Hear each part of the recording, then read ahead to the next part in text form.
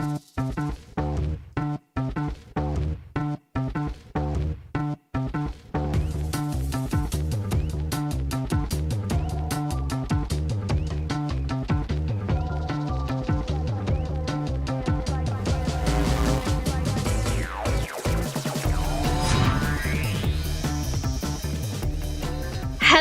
my gentle and of course very modern apes. Today is September the 15th.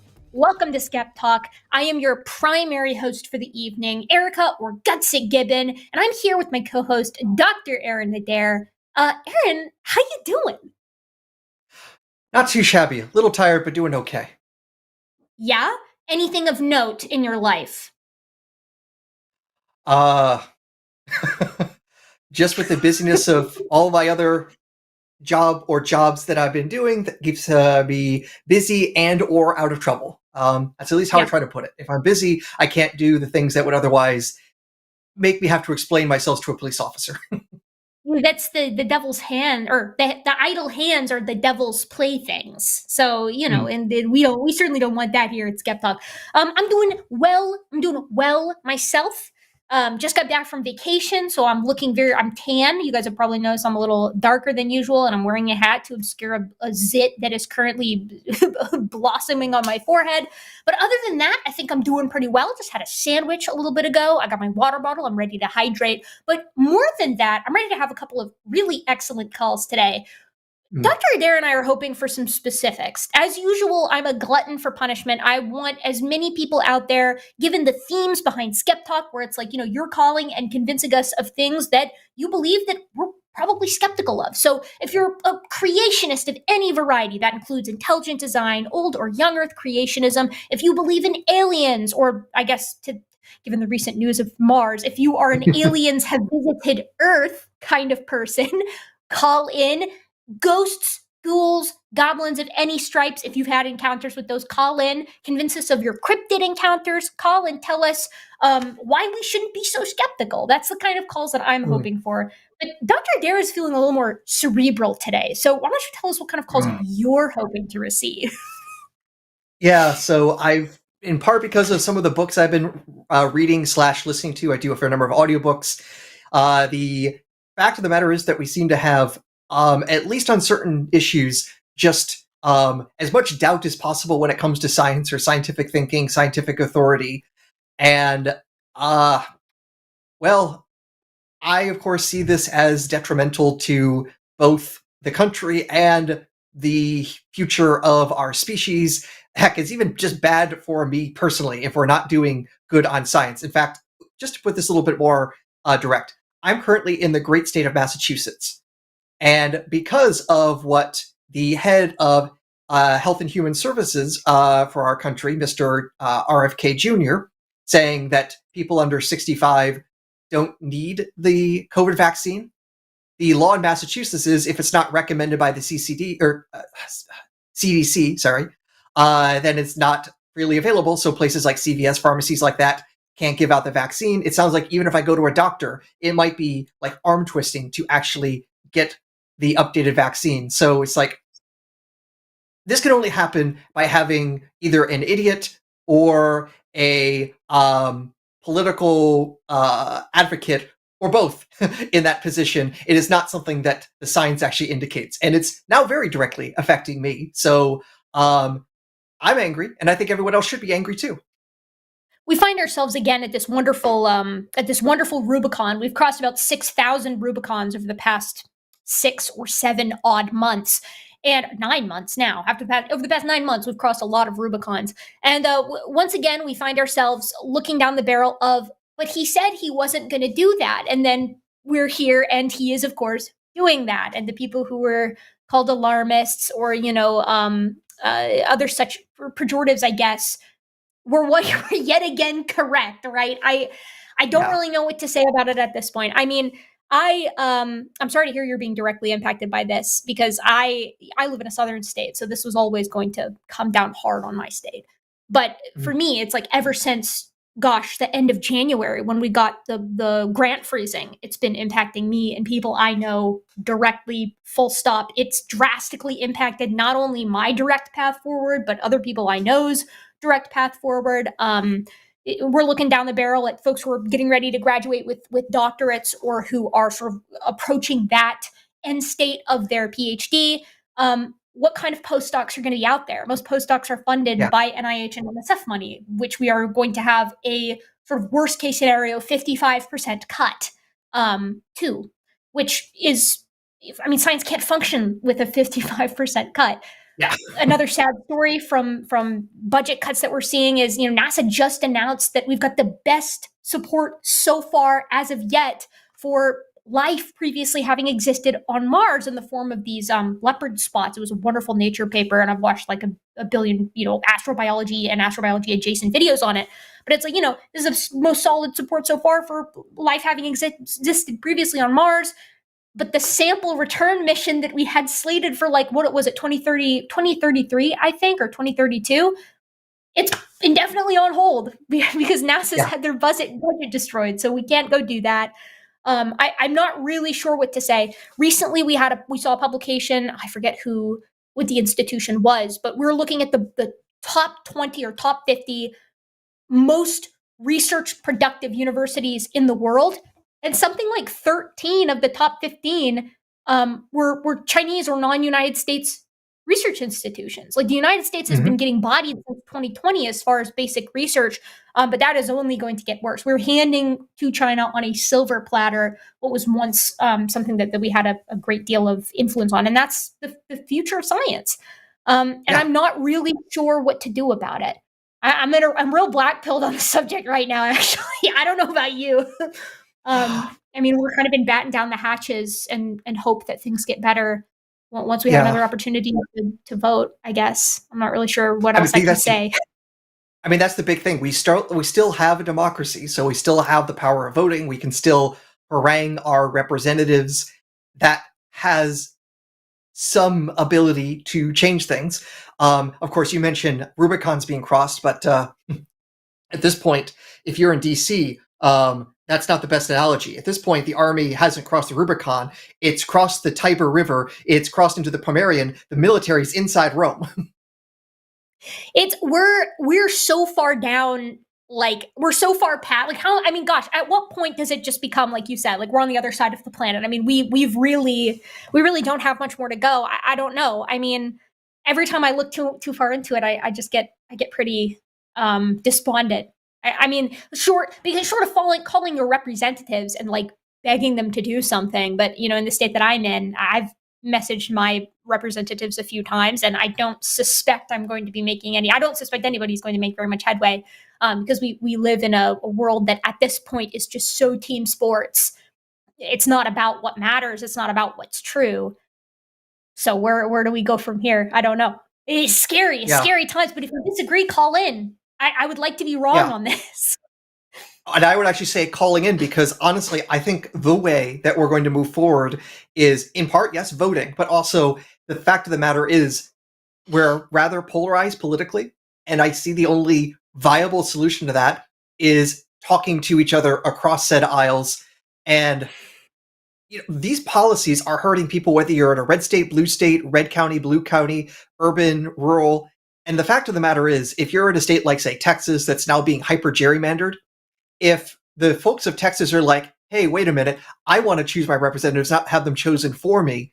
If a bunch of Texans decided, hey, I'm voting for the Democrat this time just to put my middle finger up to all this sort of stuff and, these policies that are causing measles to outbreak in the state, to ignore the catastrophic things that have happened to its power grid because they ignore global temperature changes, things like that. Imagine if Texas decided to say, hey, the Republicans are clearly controlling everything here. They're now doing things to make it even more anti-democratic with gerrymandering.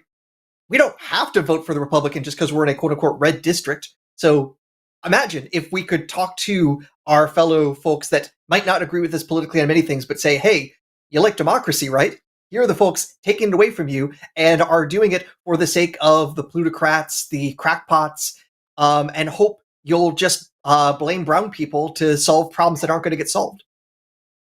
I really, really hope that dialogue is something that can move us forward. Again, I'm kind of black-pilled right now on all this stuff in general, but I will say that if anything's going to do it, it's going to be dialogue and conversations with people who are actually reachable. And for those who aren't, I mean, you can just do your best. You can only do what you can, and that's going to vary depending on the person. But I don't know, man. Yeah. I would love one. Here's what I want. I want an optimist to call in and convince Dr. Adair and I that we are overreacting. As two people who are intimately involved with science and with academia and with universities and the system of performing research, myself at the sort of apprenticing level, and Dr. Adair, I mean, gosh, he's more entrenched than I am. Please call in and tell us that we're wrong. I want to be wrong on this. I would like to be pulled back from the brink here, because at present we're all kind of just holding our head above water and waiting to see what's going to happen. And I think it goes without saying, but just in case anybody's maybe thinking that the people are talking out their asses, as tends to happen, as we've seen, every time the person that you don't want or the person that somebody doesn't want wins an election, there's this rash of people who are like, well, I guess if so-and-so gets elected, I'm just going to leave. What I can tell you is that when it comes to academia right now, because of the direct material impact on people who are in and around both public and private industry for academia, people are actually leaving. We're looking headlong at a brain drain whose impacts are going to be felt for 40 years, which is most of my life. So not good. I wish I was coming with you. I wish I was, my perpetually optimistic self. I wish I was coming to you guys today with better news, but I'm not. So convince me. Call in and tell me I'm wrong. We want that. Oh, yeah. How often are people on some sort of talk show host and say, we want to be wrong. Please make us wrong. Please. That's at the end of the day, the goal of this show is or I guess the central conceit of the show is that it's the people who come on here are skeptical. There's no doubt that we're hard to convince, but we are all convincible. This is sort of an empirical kind of evidence-based show. So call in and convince us with your best shot on any or all of what we've just discussed. But in the meantime, are you ready to get started? You want to start taking some calls? I think we should. Let's take some calls. What do we got lined up? We got a couple lined up. Let me see here. Let me see what we're looking down at. Gosh, we've got two people who have been on here for about the same time, but we're going to go with our first caller here, who's incidentally also a theist, or listed as a theist. We have Jules, any pronouns, from California, and they say they're deconstructing. Parents are young Earth creationists, and they have a few questions about faith and miracles. So, Jules, can you hear us? Welcome to SkepTalk. How you doing? Can you guys hear me? Hello? Yes, we can hear you. Oh my God, this is great. I can't wait. I'm so excited to be here. I'm a big fan of the show. Oh, cool. Awesome. I'm glad you called in. Yeah, as the call screen said, I am a deconstructing theist, Catholic. My parents, they're both young Earth creationists. My dad's anti-vax. We don't have to get into that. But had a really big event happen recently, and I started to lose the faith. And my parents, they told me to research this stuff, like a couple miracles that they had lined up for me that they were 80% sure were going to keep me back on Catholicism. They couldn't find reliable sources, and I know that at least one of the things I want to talk about, you guys probably are very intimately, well, not intimately, but what's the word? Very familiar with, I guess would be the word. And I just wanted to get a air quotes professional opinion. I will pretend to be a professional. Let's dig into this a little bit more. So what? Yeah, you could take it away. So one of them, because I have heard this from, because my entire family is Catholic. I don't know to what degree, but one of them, I haven't really seen a lot about it. Maybe I just haven't been looking that hard into it. They say that this is the best evidence in their opinion. My mom told me this. I have no clue if this is true or not. If you guys know about this, she told me that there is this priest who was by himself in a church, preparing for mass, and he dropped one of the bodies of Christ into the wine, I guess the blood, and like after a little bit, it turned into like a flesh disc, I guess would be the most apt description. And when they tried, and then he brought it to a scientist apparently, and when they looked over the test, it's like apparently it was like AB negative or AB positive, something like that. That's like only been traced back to Christ. And I personally don't know. Like, I want, like, because I want to be right about this kind of stuff. I want to know if my faith is right or wrong. Like, I'm 100%, like, open-minded. I know that I can be wrong, and I want to be proven wrong or proven right, if that makes sense. Yeah. Of course. No, I mean, I think that's a great attitude to have. Dr. Adair, do you want to start us off on this one? I'm doing some looking into this particular... because I can only go by some vague memories of a person who was claiming that the communion wafer was turning into the flesh of Christ in their mouth, and then like presenting and showing, hey, look, you can tell it's actually fleshy or meaty or things like that. And I think there are at least like some reports that this was also even like presented to folks like the Pope. I don't know the details, so I can't speak to that. But one thing, as I understand it, is the Catholic Church has this whole bureaucracy to try to authenticate miracles, and they claim, X number of things have been declared miracles. And it's, to the best of my knowledge, that particular kind of claim has not actually been vetted and been given the papal thumbs up.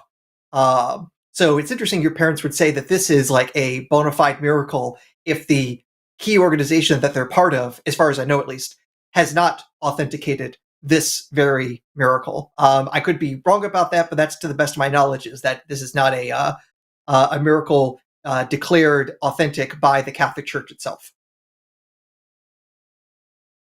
Yeah, like, of course, this is like, because I personally, like, I don't know if this is true or not. Like, a miracle claim, they could say whatever they want, right? And I hope it's wrong. I hope that, like, I have a suspicion that it's wrong. But, like, I want to have, like how Forrest describes it, like, he wants to be on the side of what's right.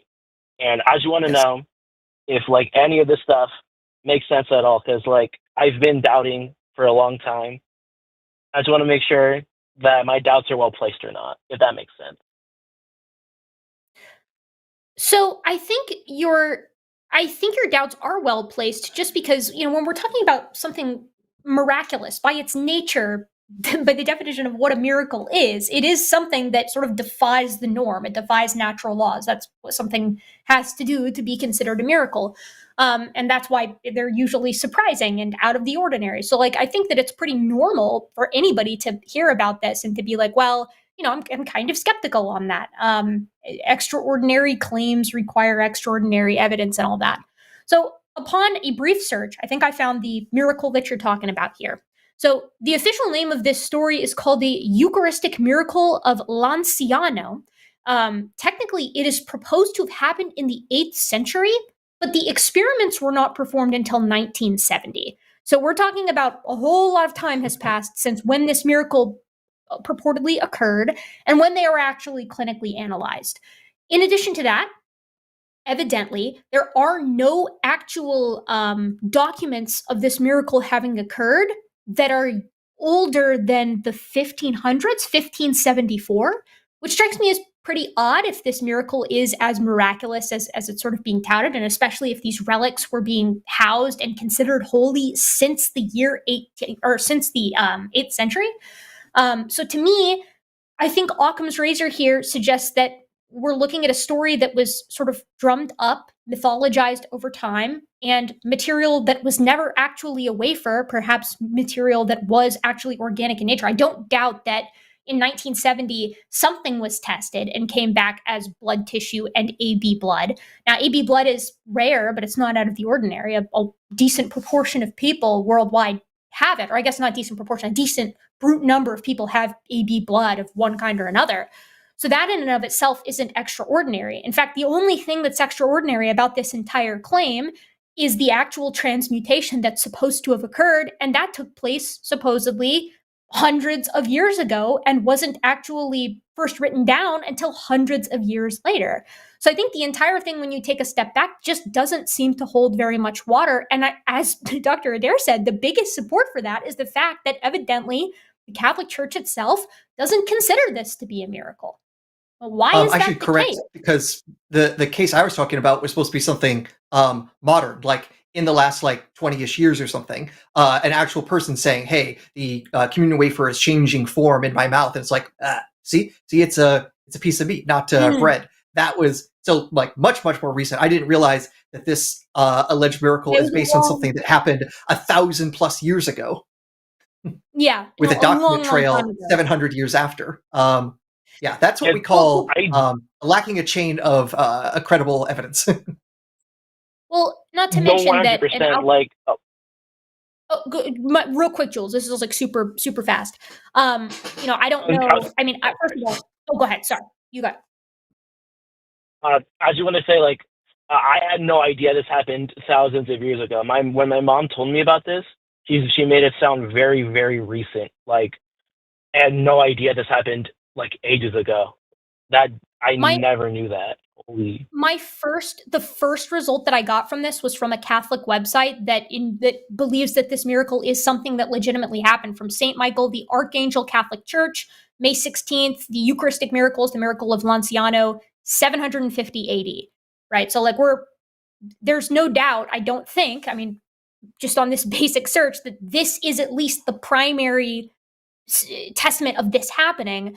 I'm sure people have claimed that incidents like this have happened more recently, although I very much doubt that they've actually tested them clinically to see if they were made of heart tissue. But what I was going to say earlier, and I guess to Aaron's point, right? Like, I don't know then if this is endorsed by the Catholic Church or not, like, because I thought that you had looked this up specifically and knew that it wasn't. So we're jury's out on whether or not the Catholic Church endorses this. I have no idea, but the rest of the stuff certainly still stands as stated by a Catholic website itself.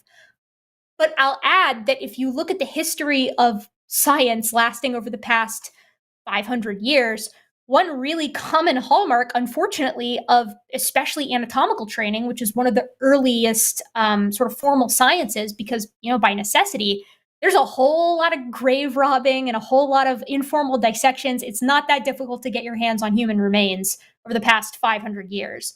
So I guess to me, it's just not that big of a reach, considering people were, using calvarial cuts as ashtrays. It's not very difficult for me to imagine that somebody went down to their local graveyard or just their local morgue or worked in a morgue or as a surgeon, plucked a piece of myocardial tissue and said that it was a relic from hundreds of years earlier. I mean, you could do this now. Well, I mean, That makes sense. now that you... Hello? Yeah, Hello. Jules, we got you still. You're still there. All right, sorry. It kind of lagged out on my part. But, I mean, like, I haven't really heard this talked about anywhere else. And whenever I looked it up, it was just mostly Catholic sources. So, thank you for telling me about this. Like, I never knew. Like, my mom made it sound like this happened, like, when she told me, like, a couple months ago, she made it sound like it happened, like, within the last 10 years. I did not know that this happened in, like, over 1,000 years ago. That is, an insane pill to swallow. I'm putting the link in the description, just the link to the Wikipedia page in the description, just so that you can take a look at it for yourself, just so you can confirm this, and maybe you can show your mom and make sure that this is the miracle that she was talking about. But yeah, I mean, the testing was around 50 years ago, and the miracle was hundreds of years ago, and the first claim of the miracle was also hundreds of years ago, but there are hundreds of years in between the miracle and the claim, and then the claim and now. And that's just a lot of time for shenanigans. You know what I mean? 100%. Like, I never really thought about it further than just, like, it happening. Like, yeah. like I tend to like, you know, not to like toot my own horn, but I tend to think that I tend to believe I think critically. But this was just sounded so like absurd that I had to like check. There's like, it feels like it's the only way that's true is a miracle, but I don't know if miracles are a real thing. And this is just like, I don't even know how to explain it. Man, I think you've got a great frame of mind for this, right? Like this is exactly how you should be thinking about it. Is like you take each of these miracles and you know, my whole MO here on YouTube, at least when it comes to dealing with creationists, is that just like you don't have anything to fear, right? Take the idea at face value and investigate it to its terminal point. I've done that with everything that I can get my hands on with relation to a lot of the creationism stuff, and every single time you reach the end of the road, it doesn't hold up to snuff. I'm not done this with every Catholic miracle because I'm not Catholic and I don't, you know, have a particular bone to pick with Catholics. Although if I did, I suspect that I would come to much of the same conclusion. Where at the end of the day, you're basically like you're going to have to just take a miracle on faith. Like you're not going to be able to support it empirically, or it wouldn't be a miracle anymore, right? Or we'd have some kind of like tangible, like measurable proof for any miracle having happened that goes beyond just, you know, a lot of people believe that it did. At least in my opinion. No, like I 100% agree. Like I want to know that I want to know at the end of the day if I'm right or wrong. And Yeah. like I love watching like, you know, the channel. I love the line. I love watching you guys talk and you know, debate with other people. And it's like listening to these arguments, it feels like I might not be right. And I hope that I'm not right because I want to be right, I guess. You know, Yeah. we're all going to be wrong on some stuff, but like having humility and being willing to be wrong is the first step towards being more right. Yeah, like if being agnostic is the right way to go, then I want to be right. Like I don't want to stay with Catholicism or Christianity in general if I know it's wrong, because then like it doesn't feel appropriate to stay. Jules, you've nothing to fear from the truth, right? Like investigation brings, you know, truth is never something you can be afraid of. It's always going to bring you closer to being correct. It's always going to be closer to being more enlightened about the world around you, no matter what it may be. So, you know, if I were you, just investigate it. You know, you don't have to whole hog be like, okay, you know, today I'm Catholic, tomorrow I'm an agnostic or an atheist, right? Like take every claim, investigate them all to the best of your ability, and at the end of the day, you'll know what you believe. You'll know what you accept. 100%. Like I'm glad that I'm not a younger creationist. Me too. Like my parents. Like I'm so obsessed with evolution and like learning about it. Oh hell yeah. That's awesome. I love looking at like all of the stuff like that. Like I'm a really, really big fan of like your work. I love watching your videos, Professor Dave. Like I love like Forrest. I love all the people who like post stuff about it, and it's so like just incredible like what we know, and it's like and it sucks because like my parents, because like again they're trying to get me to stay. Their faith is like so strong that even when I like tell them about this stuff, because like I'm a little autistic and I love to talk about this stuff with everyone I know, and I try to tell it to my parents because they're the like you know the people who listen the most. And whenever I try to bring anything up, and they're like, "No, you're wrong. The Earth is only this many years old, and we're all special creations from the big guy in the sky." Man, that's so tough. But like I don't know. I find that people with that perspective, and this does not describe all religious people, certainly not, but a lot of people who have this sort of knee-jerk reaction against science, I think part of the issue is they want a surefire answer that never changes. And a surefire answer that never changes is the exact opposite of the central conceit of what science is. right? As we learn more about the world around us, we learn more about our limitations. We refine what we were right on. We ditch the stuff that we were wrong on, and we get closer to a better actual understanding of reality. The fact that science has all these open questions means they're open questions. So by their nature, they're not answered. And unanswered questions, I think, makes a certain type of person very uncomfortable. Personally, I think it's super exciting. And I think most folks who are interested in science or history or learning in general feel the same way. But maybe, I don't know, if I were in your shoes and I were talking to my parents, you might find that you get a little bit further by also asking them why they believe the things that they believe, or like, you know, dig a little into their perspective and why they hold those opinions. And that's going to tell you a lot about whether or not you can make any ground with them. 100%. Like, I already asked them. My dad says that, he prayed to God, a miracle happened for him. My mom says she prayed to God, a miracle happened for her. And, like, as I was saying, like, my dad is, he's anti everything, if I want to be, like, what's the word? Like, honest with it. He's against vaccinations. When the COVID vaccines were running out, he was like, no son of mine will be getting these vaccines. And, like, I'm pre-diabetic. I need metformin for my insulin resistance. My dad was like, just a salad a day will keep you away from the doctors. and like, through that thought process, he's under the belief that prayer is medicine. He's one of those kind of Christians. And what caused me to leave out the faith, my grandma, she was very, very diabetic. Like, she needed dialysis to live. And instead of, like, keeping her on dialysis, my dad said, let's take her home, let's pray for her nonstop, and she'll get better. And unfortunately, what tends to happen is, if you need something to live and you get taken off that thing, you know what happens. And I earnestly prayed. Like, it was almost like 3 months.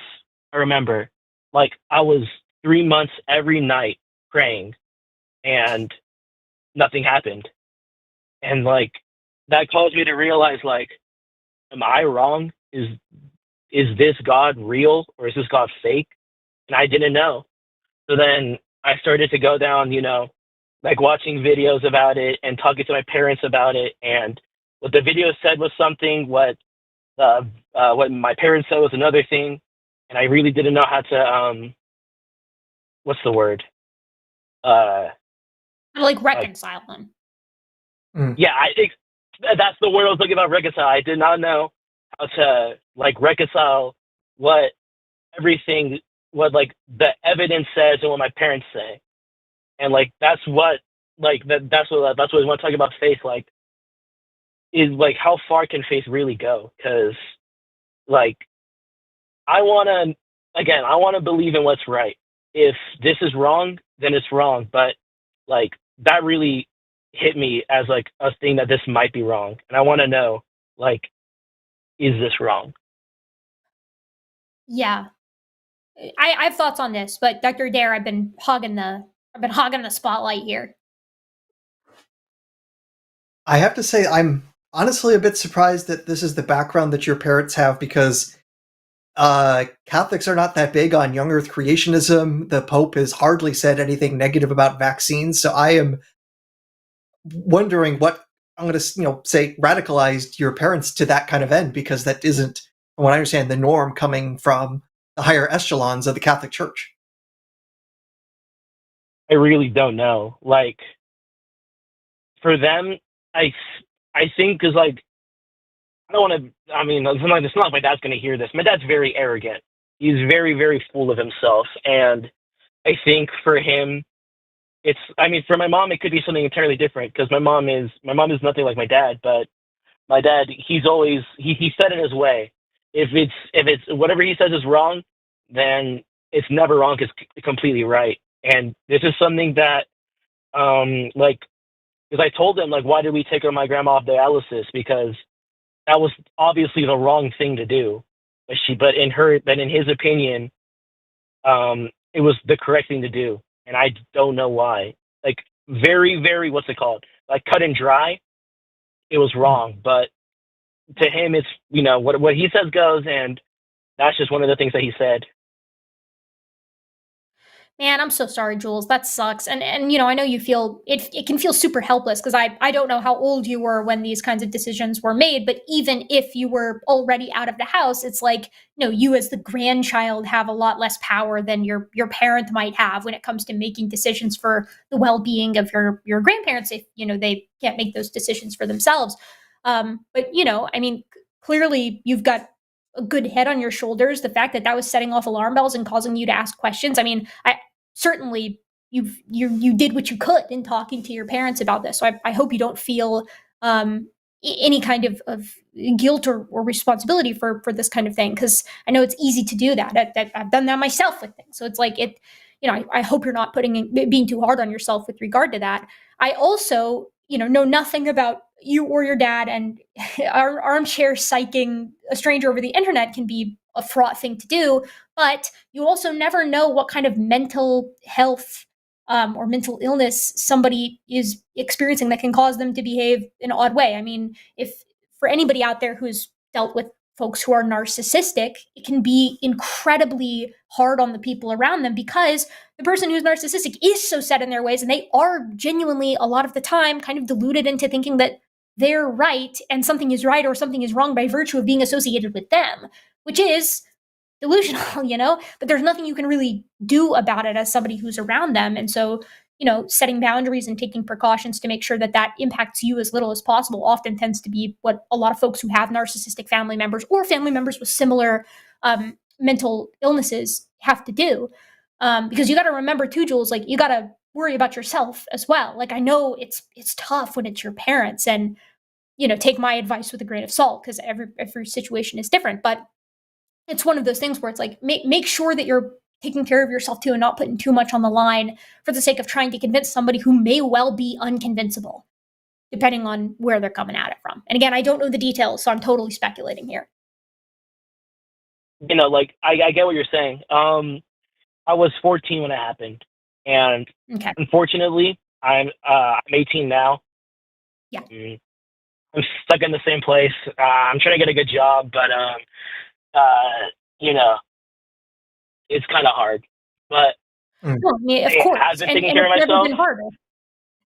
Yeah, 100%. Like, since I turned 18, I started to, because obviously I'm a legal adult.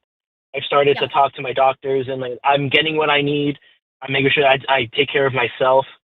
I always know that, like, I always knew that it was never my fault, but it's still like I wish I could have done something more. I was a kid. I have no clue what I was supposed to do, but like I love her a lot, and you did. I wish you there was did anything everything else I you could could. do.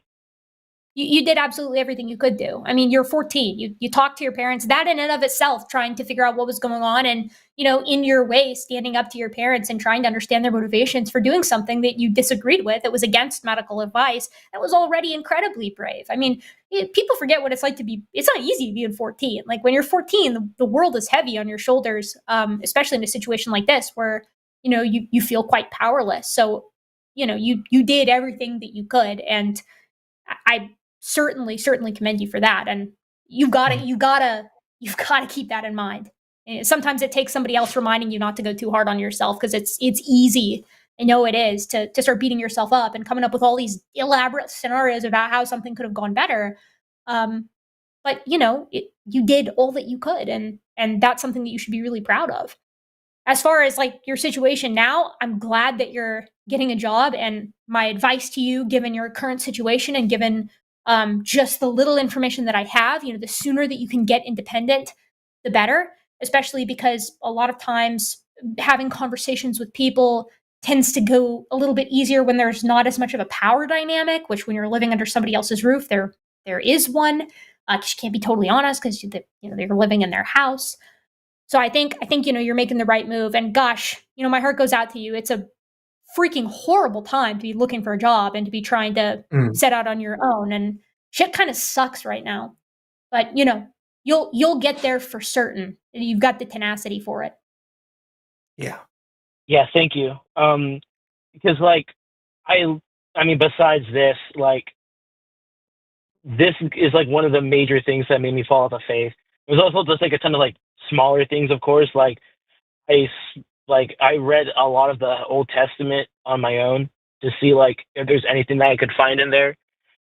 That was not a good idea. I should have started with the New Testament because holy crap, all this shit it's that happened in heavy. the Old Testament that is it's evil most of it, and like that's more of your guys' wheelhouse. But like Yeah.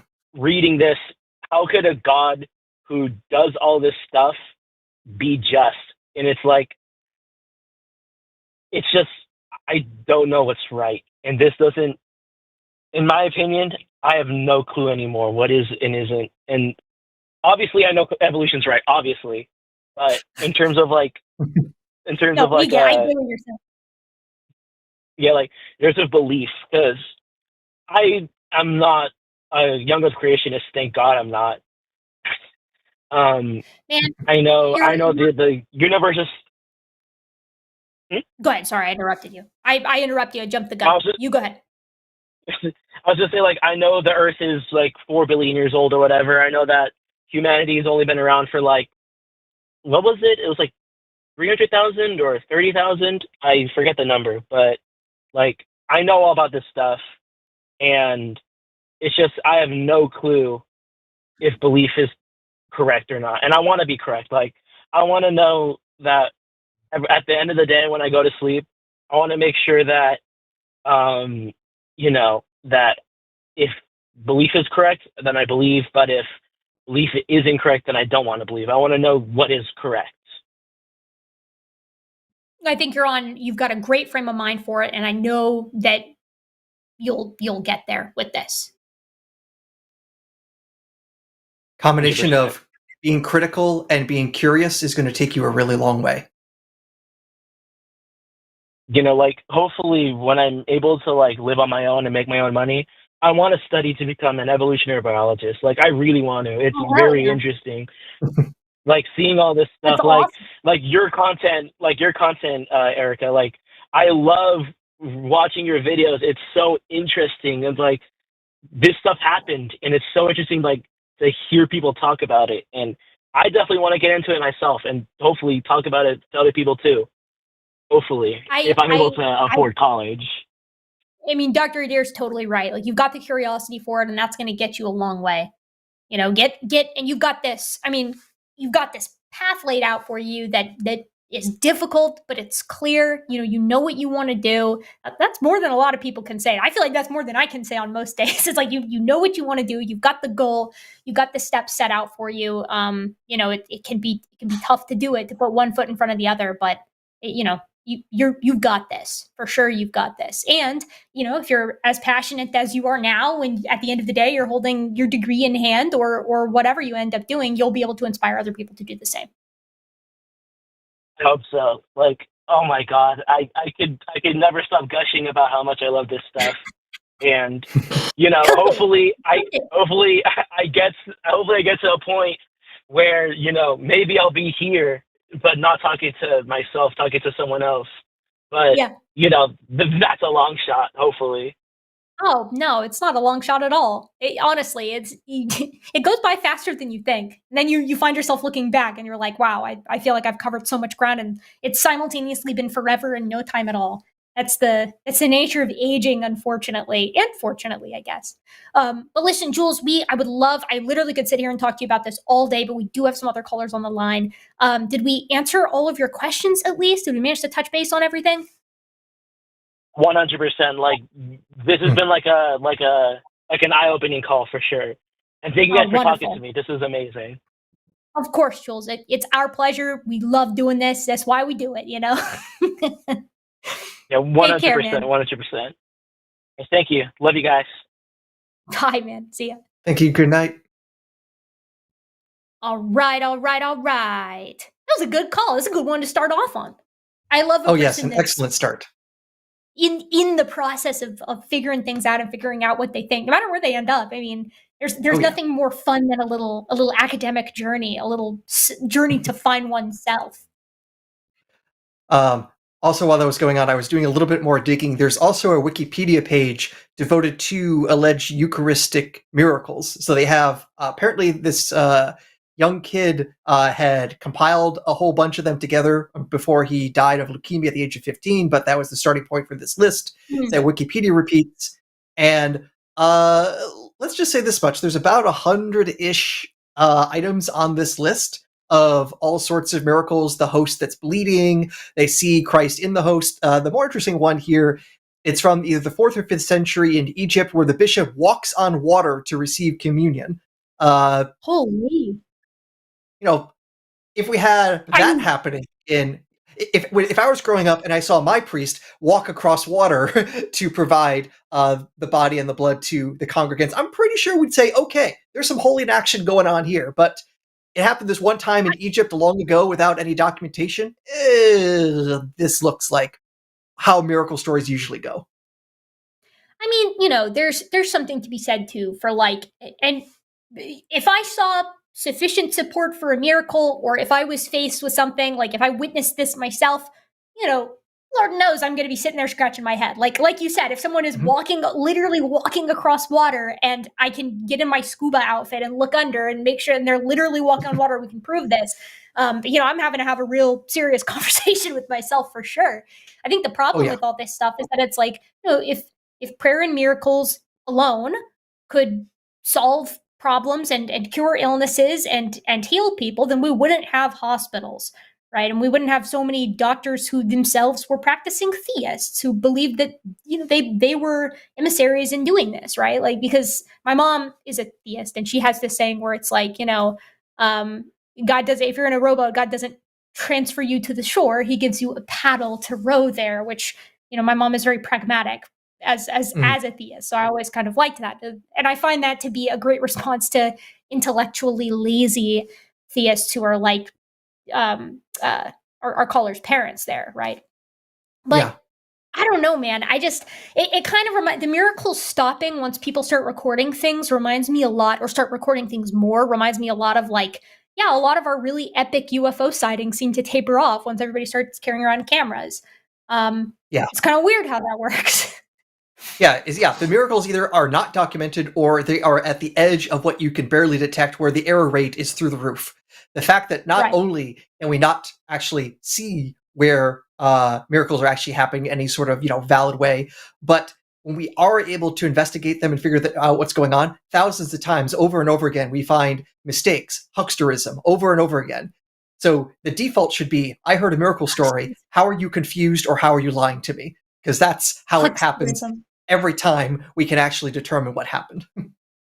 I mean, the hucksterism aspect is absolutely perfect. And again, I am not, and I don't think you are either. Neither of us are sitting here saying that okay, miracles are impossible and there will never be a miracle. What I'm saying is I've not seen any support for one as of yet, and I don't think Dr. Adair has either, but we're eager to see it. So if you're a caller out there, or a potential caller, and a miracle happened to you, or you know of one that you find particularly convincing, you should call in and tell us about it so that we can sort of debate you on it in a fun and kind and compassionate way, and maybe you'll convince us, right?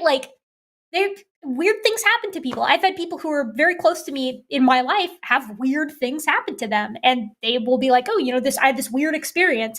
And it's like, okay, sometimes you can explain them away easily, sometimes you can't, but it's there's a difference between having something that is unexplainable and it being aliens, or something being unexplainable and it being miracles. And there's definitely a difference between something being unexplainable and having a story from multiple hundred years ago that actually happened hundreds of years before that wasn't documented at the time, and then also there's hundreds of years in between testing it in the 1970s.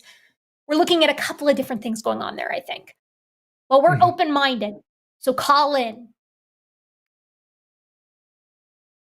You ready for the next call? No, I can't handle it. Let's go. All right. We're going to switch to our next call. And, chat will be devastated to hear that we had a really great caller who dropped their call. I'm sad to hear it, because it was a call that was right up my alley. And you guys know how I love to have my anime villain monologue on these kinds of topics. So hopefully that person will call back. They know who they are. And in the meantime, we're going to take our next caller who's been waiting for about 36 minutes. Ben from Alabama, pronouns he, him. He's an atheist. This is a question kind of for both of us. How do thermodynamics apply to biology? What? Little physics, little bit of biology. It's a little bit of a perfect time for both of us. All right, Ben, can you hear us? Welcome to SkepTalk. Yeah, I can. Sick. Yeah, kind of. Well, I kind of feel for the last caller because when I was a kid, I lost a friend to his medicine-denying parents. But on a, Sorry to I hear want that. to talk to. Yeah, I think there's a couple of JW hosts that I want to talk to you about that sometime. But on thermodynamics, yeah. I mean, I work in engineering, so I know how thermodynamics applies to my disciplines. I was curious how it gets employed in the science of biology. I mean, I know it plays a role, and it plays a role in everything, but I was curious about that.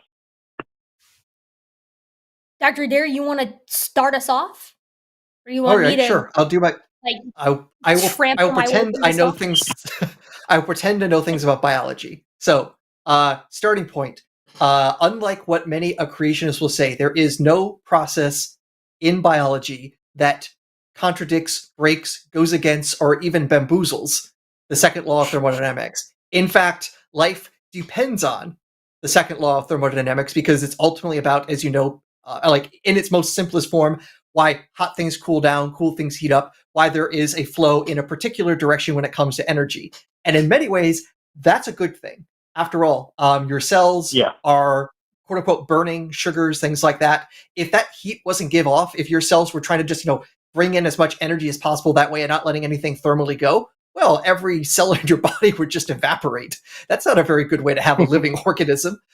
So fundamentally, we need the ability for us to take in sugars, burn off, and the energy go out, because in that process of that energy flow is basically where all the machinery of life happens. If that weren't happening, life wouldn't exist. So those who are saying that like the molecular machines of biology somehow break the second law are already barking up the wrong tree. The better way they'll try, and I'm putting try in very large scare quotes, is say that, well, you can't get information in DNA through this process because the second law of thermodynamics is only increasing disorder. So, for one thing, if you ever ask 99% of creationists what information is, they can't give a good straight answer. And the reality is that every single mutation adds information to the genome. Every single one. Necessarily. There's a thing called Shannon information. It's the way we actually even measure information in like computer science. And yeah, when you come in and change something, that actually has information content. So the whole idea that random information can't add information is contradicted by mathematics. And fundamentally, all this changing, all this things getting kind of messed up is the thing that ultimately allows evolution to be driven forward because it creates variety. We actually get differences in the DNA that allows us to see, hey, this creates a trait. This trait occasionally does better than when it wasn't there. It gets a little bit more prominent in a population, and oh my goodness, you just evolved. Whoopee. Well, and I think I just explained all the biology. I think you did a marvelous job. I really don't think I would have added anything. I mean, we could talk about the creationist misconception on evolution, adding information, the second law of thermodynamics, like how they butcher all of that. But I mean, I think you covered it perfectly. And I think too, it's worth, you touched on this a little bit, Aaron, but it's worth noting too, that it's systems, populations, ecosystems, biospheres, all of these too are interlocking parts where, so we're not seeing a violation of anything as these things change over time. This is the engine sort of moves as a unit, if you will. And that's because the system itself is open. It's not like it's a closed, like little terrarium system. And I mean, even then, you'd still have energy coming in the form of light. So it's like, I don't know, man. I think fundamentally the misconstruence, if you will, comes from not understanding what evolution is, what information is, what fitness is and how it's defined, and what the law of thermodynamics is or are, what the laws of thermodynamics are, and also how closed systems differ from open systems. That's how creationists butcher it. But yeah, I mean, biology doesn't differ with regard to how entropy interacts with it any more than it's just chemistry in motion, if you will. One other thing I should throw onto this as well, there's a field of physics known as non-equilibrium thermodynamics. And it has to have the extra long name because, strangely enough, when we talk about thermodynamics, it's a little bit of a misnomer because we're always like talking about like this state at the end of some process. So technically it's not thermodynamics, it's thermostatics. But besides that little bit of language, the process of when energy is transferring, it's actually one of the things that is a result of this branch of physics is when you have these sorts of energy flows, it necessarily creates complexity. So the argument that second law of thermodynamics only allows for disorder is actually contradicted by the research in non-equilibrium thermodynamics. So there's an entire branch of physics that basically just looks at that claim and just wags its finger and says no. Not so. That's awesome. I did not know that there was an entire field dedicated to that. I'm putting that in my back pocket. Yeah, actually, read. Oh well, no, it's really interesting because I've actually read a book on non-equilibrium thermodynamics by one of the authors is Dorian Sagan, one of Carl Sagan's kids. It's called Into the Cool, and it was really interesting because it was pointing out all the ways that thermodynamics works at every level of the cosmos and how nature it creates structures. It creates orderly structures that are better at generating entropy. And like, when when a nebula collapses into a star or a planet, or I think when you get like vortices forming in weather systems and stuff, or thermal cells forming in the sun and things, it's like these structures are popping up all over the place. And it's also like people don't really get the concept of order and chaos either, because they're completely interlinked. And just like dumb physical matter doing its thing just creates order and chaos all the time in response to this stuff.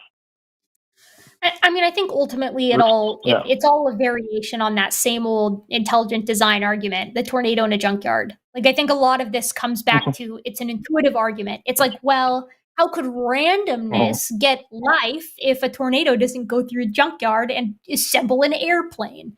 I mean, this is most of creationist arguments. They thrive on like, okay, intuition. But much of science is not intuitive. Much of existence is not intuitive. That's just the way that things are. We can get, like you said, order and chaos are sort of two sides of the same coin. I'm going to stop before I start talking out of my ass with regard to physics in front of a physics guy. I'm actually now just realizing a tornado is actually an interesting example of entropy in action, because how do you get tornadoes? Okay. You get just some big masses of air slamming into each other, and all of a sudden you get this complex self-sustaining structure of a cyclone. It's like the very example that creationists are pointing to, I just now realize, that's an example of entropy creating something orderly. Whoopsies. Yeah. Yes. Yeah. Yes, exactly. It's really... Did that... Yeah. Oh, sorry, I interrupted you. Please continue. I was going to say, did that answer your question? But like, you had an additional thought. Please share. Yeah, I think so. I guess one thing I was curious about is like in the biological sciences is these thermodynamic principles like applied to life. I'm curious how they're used in science research, if they're used or how they're used. I think it would mostly be restricted to biochemistry. Like, I think it would mostly be down to biochemists studying like the Krebs cycle or variations, like very, very minute biochemical process, the Calvin cycle. That was the other one I was looking for. I certainly don't deal with it very much in what I do, but that's also because what I do is pretty far from living biological processes black because all my stuff is dead. But that being said, I mean, you have to understand you have to understand the basics of physics. I mean, my undergraduate degree included physics 1 and 2, and inorganic chem 1 and 2, and organic chem 1 and 2, and biochem. So it's like I understand the basics of it, and I think the basics is really all you need to understand why these types of arguments don't work. But unfortunately, not a lot of people get the basics. The system has failed them in that way. But yeah, I mean, I remember doing equations and calculations, taking thermodynamics into account. I mean, doing thermodynamics stuff in undergrad, of course. I mean, but gosh, I haven't worked with it in a long time. And a lot of people they talk about it the same way they talk about quantums and stuff. That's way over. That's reaching another level for me. Well then, all right. Hopefully you're satisfied with that. We do have a couple of other calls that we got to get to, so I'm gonna sort of settle this now. Are you happy with the services rendered today? Yes. Yes, I am. Thank you. Awesome. Thank you. And would you Ben. like fries Take with care. that? Yeah. No, he's got to go back through again. He's already paid. Sir, this is a Wendy's. Yeah, Right. sir, this is a Wendy's. Cool. Thank you, Ben. Take care, dude. All right, bye. All righty then. Okay. So we have an atheist caller, and I would like to get to our atheist caller, but we do give priority to theist callers, so I think we're going to do a theist caller first. Are you okay with that? I can handle it. All right. Okay. Hold on, my atheist caller. We will get to you shortly, hopefully. I don't know. This next call is a call that I love.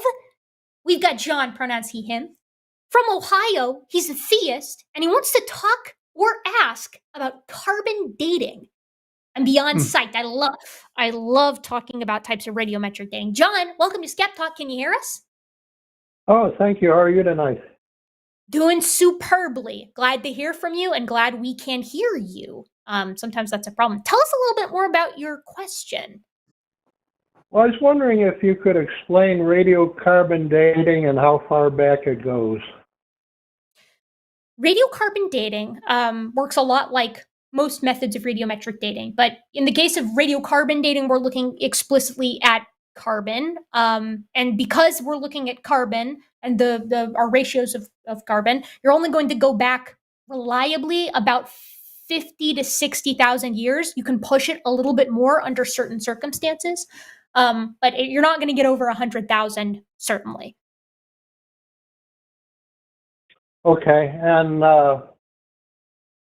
what is the oldest creature that you think has carbon in it? Has carbon in it, or is as young as the carbon that is found in it says? Either way. I mean, you can find carbon in some fossils depending on how exposed they are to cosmogenic radiation or percolations of water. Like, that's considerably old. I mean, goodness, you can get carbon because of how we actually measure using spectroscopy. Because of the machines that we use, you can get trace amounts of carbon just by very nature of the machine that you're using, because you can't possibly isolate out all contamination from diamonds even, or zircons or whatever. Now, is that carbon that's actually present in that sample? No, oftentimes it isn't. And scientists have tested this specifically using blanks in spectroscopy in order to test this. So when creationists try to use presence of carbon in something like coal, which is oftentimes exposed to the elements and frequently exposed to the percolations of water, or something like an exposed fossil, or something like a diamond, right? We're not talking about actual carbon. We're talking about introduced carbon via contamination. And the way that we can tell the difference is the amount of carbon that is present in these materials is never outside of the error range. It is always the scantest, tiniest, ittiest bittiest amount, coincidentally the amount that would be introduced and that we have documented being introduced via contamination, which shouldn't be the case if these things are actually young. In fact, it should have the same amount of carbon in it as the other animals that supposedly died at the same time during the global flood, like a mammoth, for example, except we can find mammoths and radiocarbon date them within the past tens of thousands of years. Well, I'm wondering how you can date the higher life forms past 60,000 years when they say that evolution involves creatures that are millions of years old. We don't radiocarbon date anything older than 60,000 years. We use other methods of radiometric dating. So we'll use potassium-argon dating. Actually, potassium-argon is pretty out of style. We'll use like argon-argon dating or uranium-lead dating. Things like this. Rubidium-strontium, I believe, is another one. Thermoluminescence. There are a lot of different methods of doing this, but none of the stuff that's older than 60,000 years or proposed to be older than 60,000 years, we don't get a date for that using radiocarbon dating. We use different unstable isotopes. And Well, many times we'll also have multiple different radioactive elements to cross-check and both validate and to validate our results and allow us to see that our results are reliable. If you have a method, you see it works on sample X, and then you see it has this result for Y, you can use Y to then use as a test for another sampling method, see if it agrees, and then you can have multiple lines of evidence of dating things far back in the past, each of those corresponding with each other. Well, since humans have carbon inside their bodies, wouldn't that prove that humans don't go back more than 60,000 years? No, it wouldn't. Because humans do go back about 300,000 years, but you can't radiocarbon date like the Jebel Irhoud cranium from Morocco that's 300,000 years old, right? There's not any carbon left in it outside of that error range. I don't think anybody's even tried to radiocarbon date it because of that. So the way that we know that the Jebel Irhoud mandible is 300,000 years old is by radiometric dating using alternative methods. So not carbon, which can't work after, again, ballpark 60,000 years, but something that has a much longer half-life. Well, wouldn't the mandible have carbon in it? No, not the kind of carbon that we actually require for radiocarbon dating. I see. So well, thank you for it's answering my question. Yeah, of course. I hope that helped. Radiocarbon dating can be a tricky subject because we're talking about isotopes here, right? Like it's not just there's not only one kind of carbon, right? And carbon, incidentally, too, is not the only type of element that we use when we're radiometrically dating samples, right? I mean, how else could we date a rock and get an age of 3.5 billion years? Because we use potassium lead. Or not potassium lead, uranium lead. A rock has never been living, though. No, but that's what I'm saying. Like, we don't use radiocarbon dating on those. We use radiometric dating of other non-organic, for lack of a better term, radioactive isotopes. Right, but I was talking about living things. Right. We're not dating a fossil itself when we use radiometric dating on it. We're typically dating the layer directly above the fossil and the layer directly below the fossil, which is why you typically get an age range for the fossil itself. I see. Well, so you're thank you dating for taking rock. my call. Okay, cool. Thank you, John. Okay. Appreciate it. Call back if you have more questions.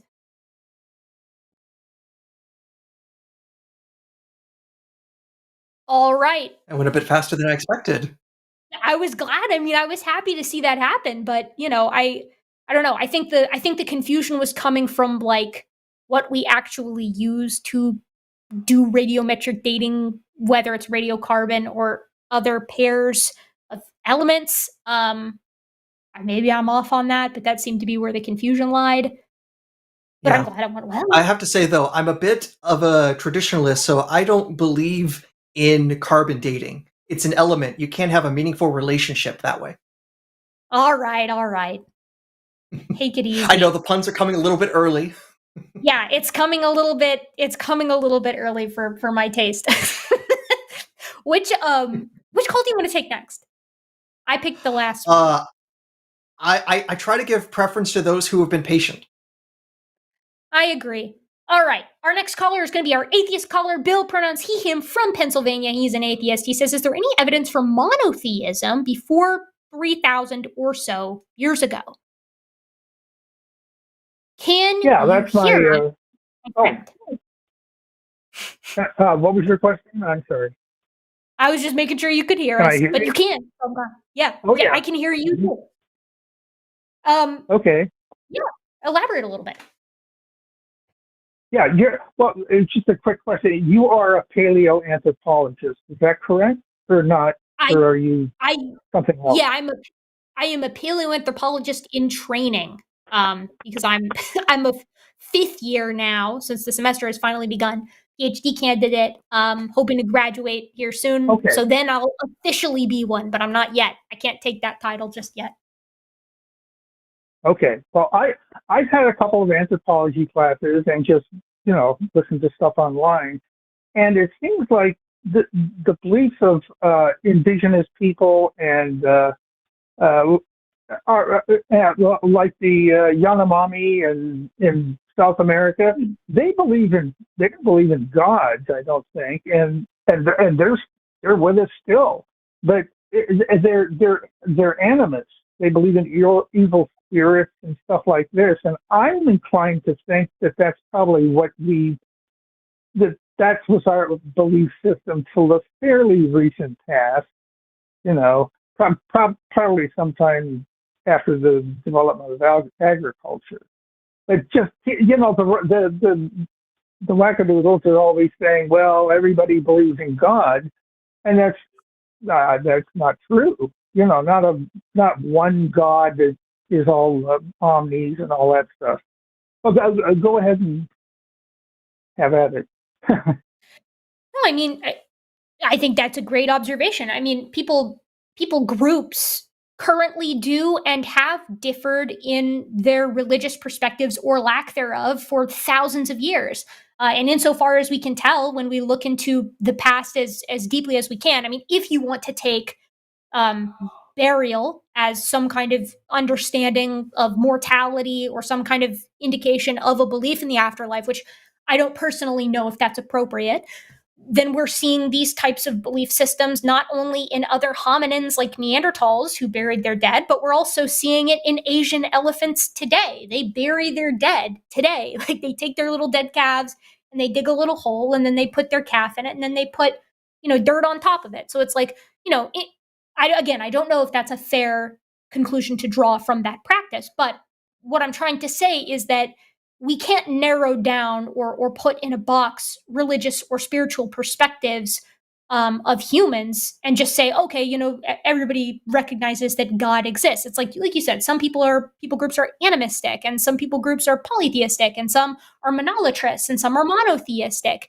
We even have other examples of like you were just talking about with indigenous populations in North and South America, but like you can go back to Akhenaten in the Middle Kingdom, Egypt. I think it's Middle Kingdom. It's been a long time since I've taken Egyptology. But it's like, Not quite. they worship. He's New Kingdom. Is it late? New Kingdom? Oh, damn.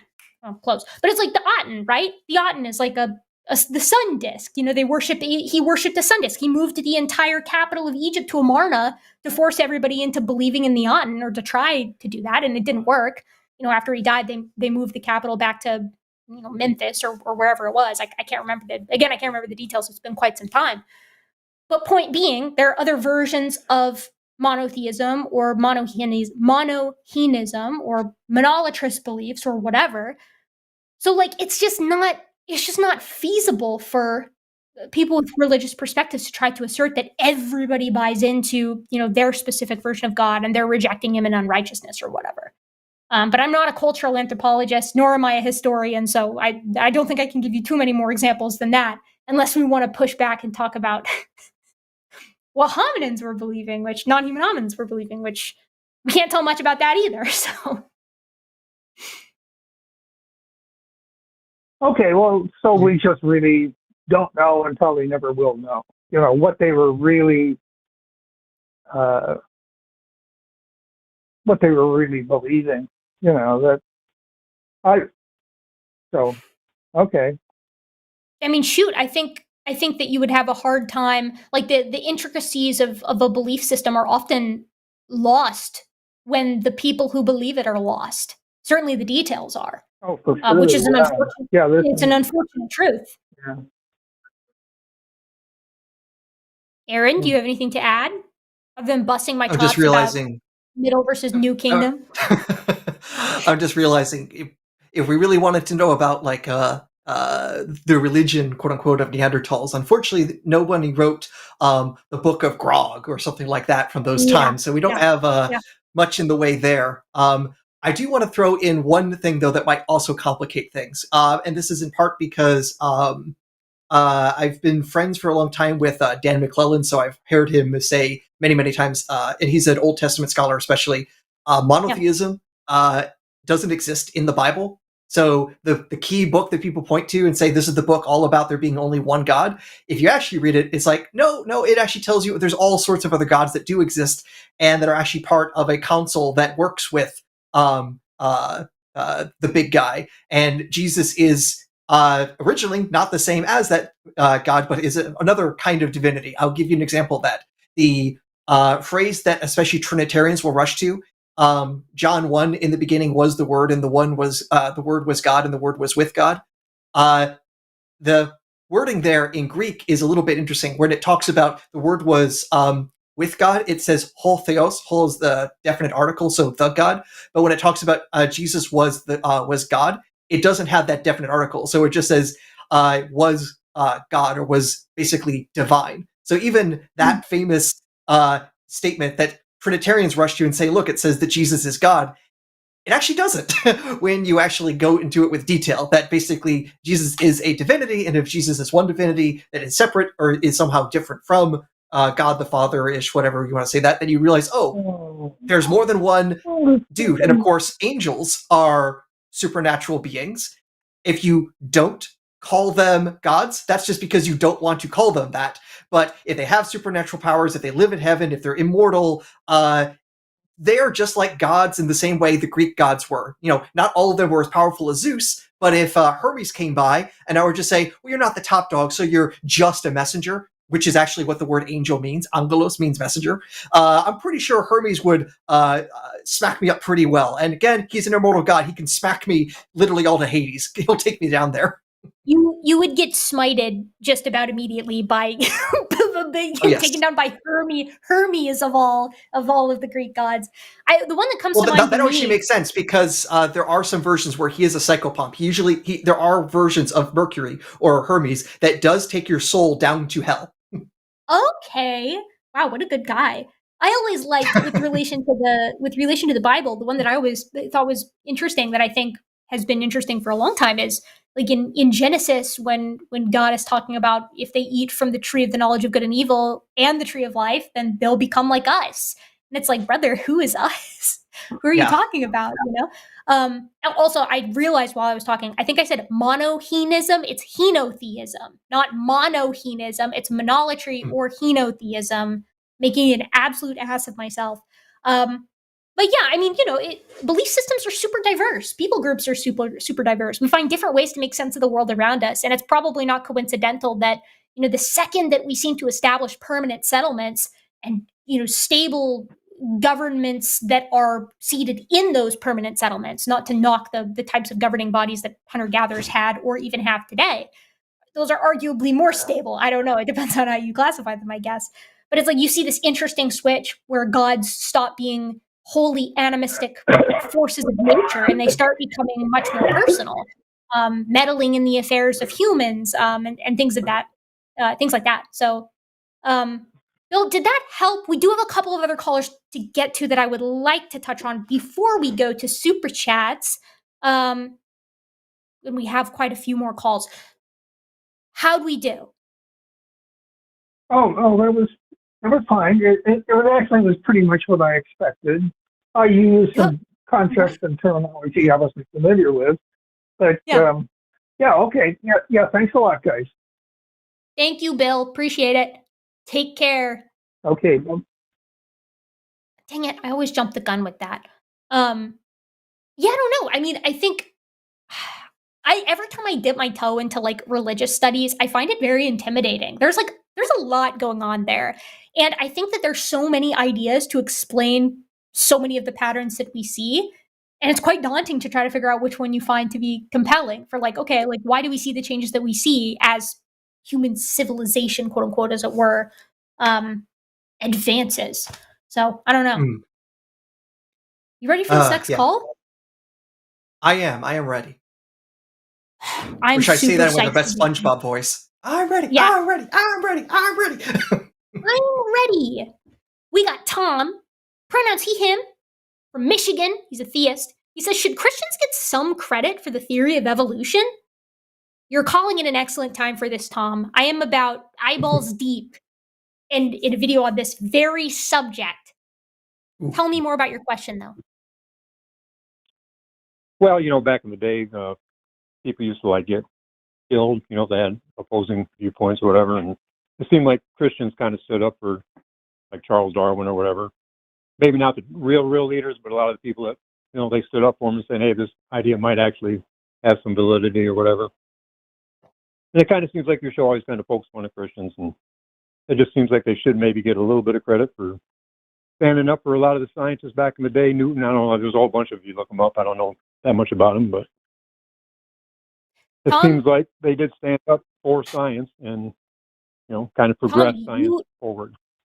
You are, in my opinion, quite correct on this. I think Christians should get credit for a lot of what happened with the theory of evolution, not the least of which because many Christians like Asa Gray or Charles Lyell, to some extent, were like super close friends with Darwin and specifically wrote essays in support of him in the United States and in the UK, respectively, to combat the outrage that he got from some specific sectors of the church.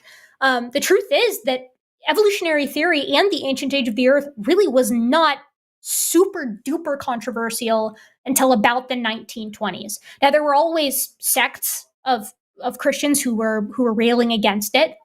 Wilberforce is a famous example, who had a famous clash with Huxley in London when, I believe, in like the 1860s. But other than that, I mean, a lot of Christians were really chill with evolution, and a lot of the precursors to Darwin were Christians themselves, because that was the dominant religion in the area. And, people saw the natural sciences as a way to explore God's creation. Darwin himself was, he was, like I said, very good friends with Christians, with theistic evolutionists, and he thought that those two things, while he didn't find them particularly convincing to go together, he saw no reason as to why the theory of evolution necessarily disprove or combat faith. Asa Gray's famous book Darwiniana is a collection of essays that I would recommend to anybody interested in this subject, because he was going against a staunch critic of evolution and also one of the first race realists, Louis Agassiz, here in the United States. And like Asa Gray was basically just like, this is undeniable, right? Because evolution was just seen as a method by which God created to the theistic evolutionists, and to folks who weren't Christian, like Darwin or Huxley. It was just a force of nature, just a mechanism by which life is maintained, right? So I'm a firm believer that like you can, I mean, there are certainly philosophical arguments that you can have with evolution and an all loving God. Like that's a different conversation. But as far as like evolution being like at odds with Christianity, you're not going to get that from me. And I think any historian of science is going to tell you the same, which is that these two things only came into conflict once evolution was hitched to the fears of the 1920s, which was Bolshevism, liberalism, short skirts, jazz music, basically all this change that was rapidly coming to the United States as the Industrial Revolution continued on its path. Cool. That's my monologue on the subject. I hope you liked it. Oh, yeah. Yeah, that was awesome. Yeah, I got a couple miracle stories, too, if you want to hear those. Ooh, I do want to hear. I'd much rather, I'd love to have a conversation. I think we need to. All right, tell us one of them, the first one. You remember Hurricane Helene? It was last year. Yes. Well, I have Mhm. I have a house down there on Clearwater, Tarpon Springs area. So after the hurricane, I had to drive down from Michigan down there to clean out all the stuff. My house got flooded, had about 12 inches of water in it.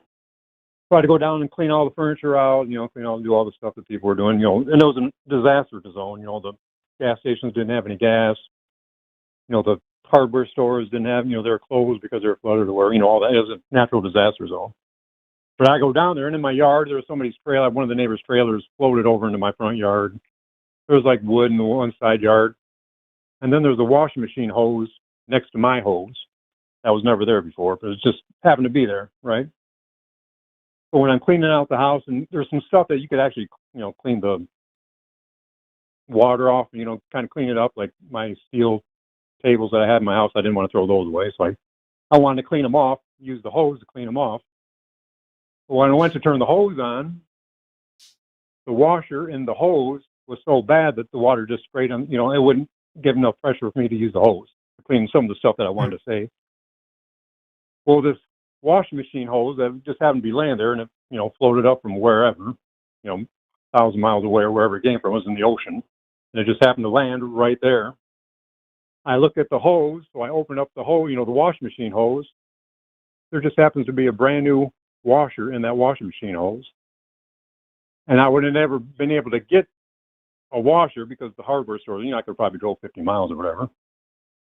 But it just happened to be laying there. So I used the washing machine hose washer in my regular hose. And I could use my hose to clean some of the stuff from the house. And I thought of all the trillions of things that could have washed up next to my actual hose. How was it that a washing machine hose with a brand new washer just happened to wash up right there? Isn't that miraculous? Aaron, do you want to take this first? I mean, to me, so here's my thing, Tom. Here I was like, Aaron, do you want to go? Actually, I'm going to go.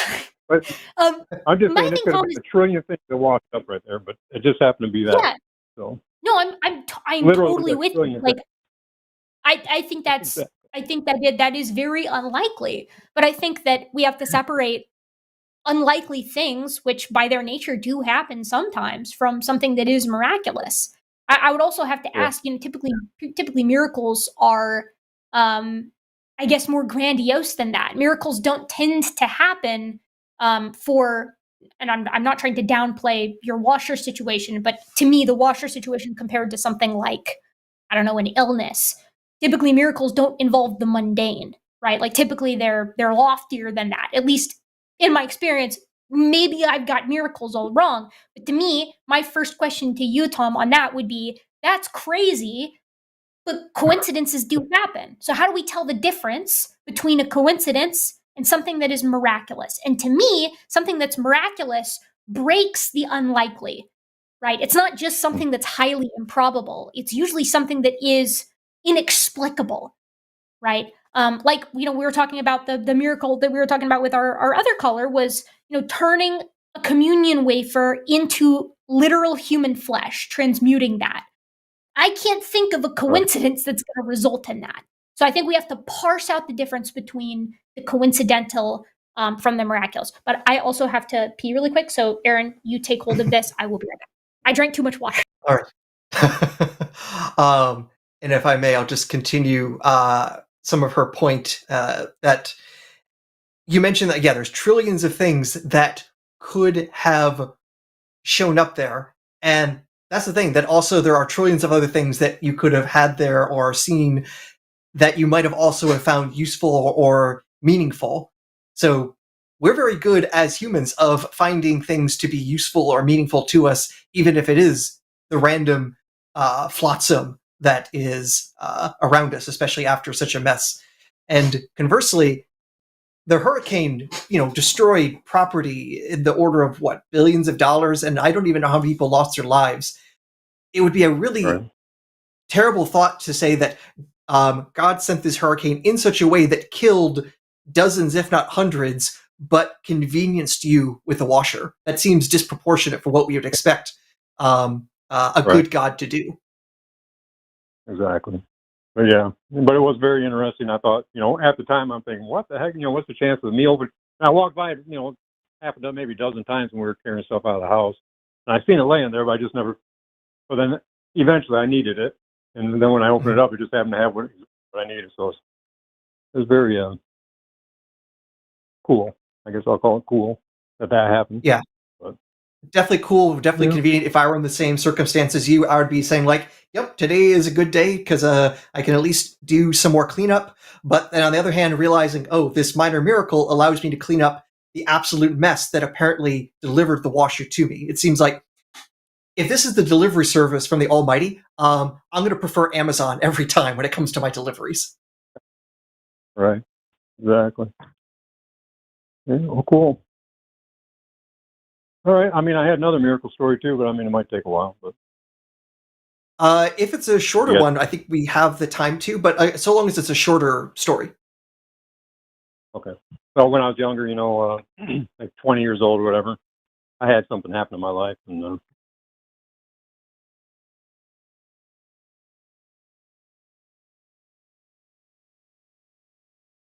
Tom, did we lose you? I'm not hearing you right now. Did we lose Tom? At least his audio, it sounds like. I don't hear him right now. He Tom. was about to start another story. Tom, are you there? Ooh. Damn. Wait, what did I miss? Okay. Did you guys get to the bottom of the washer situation?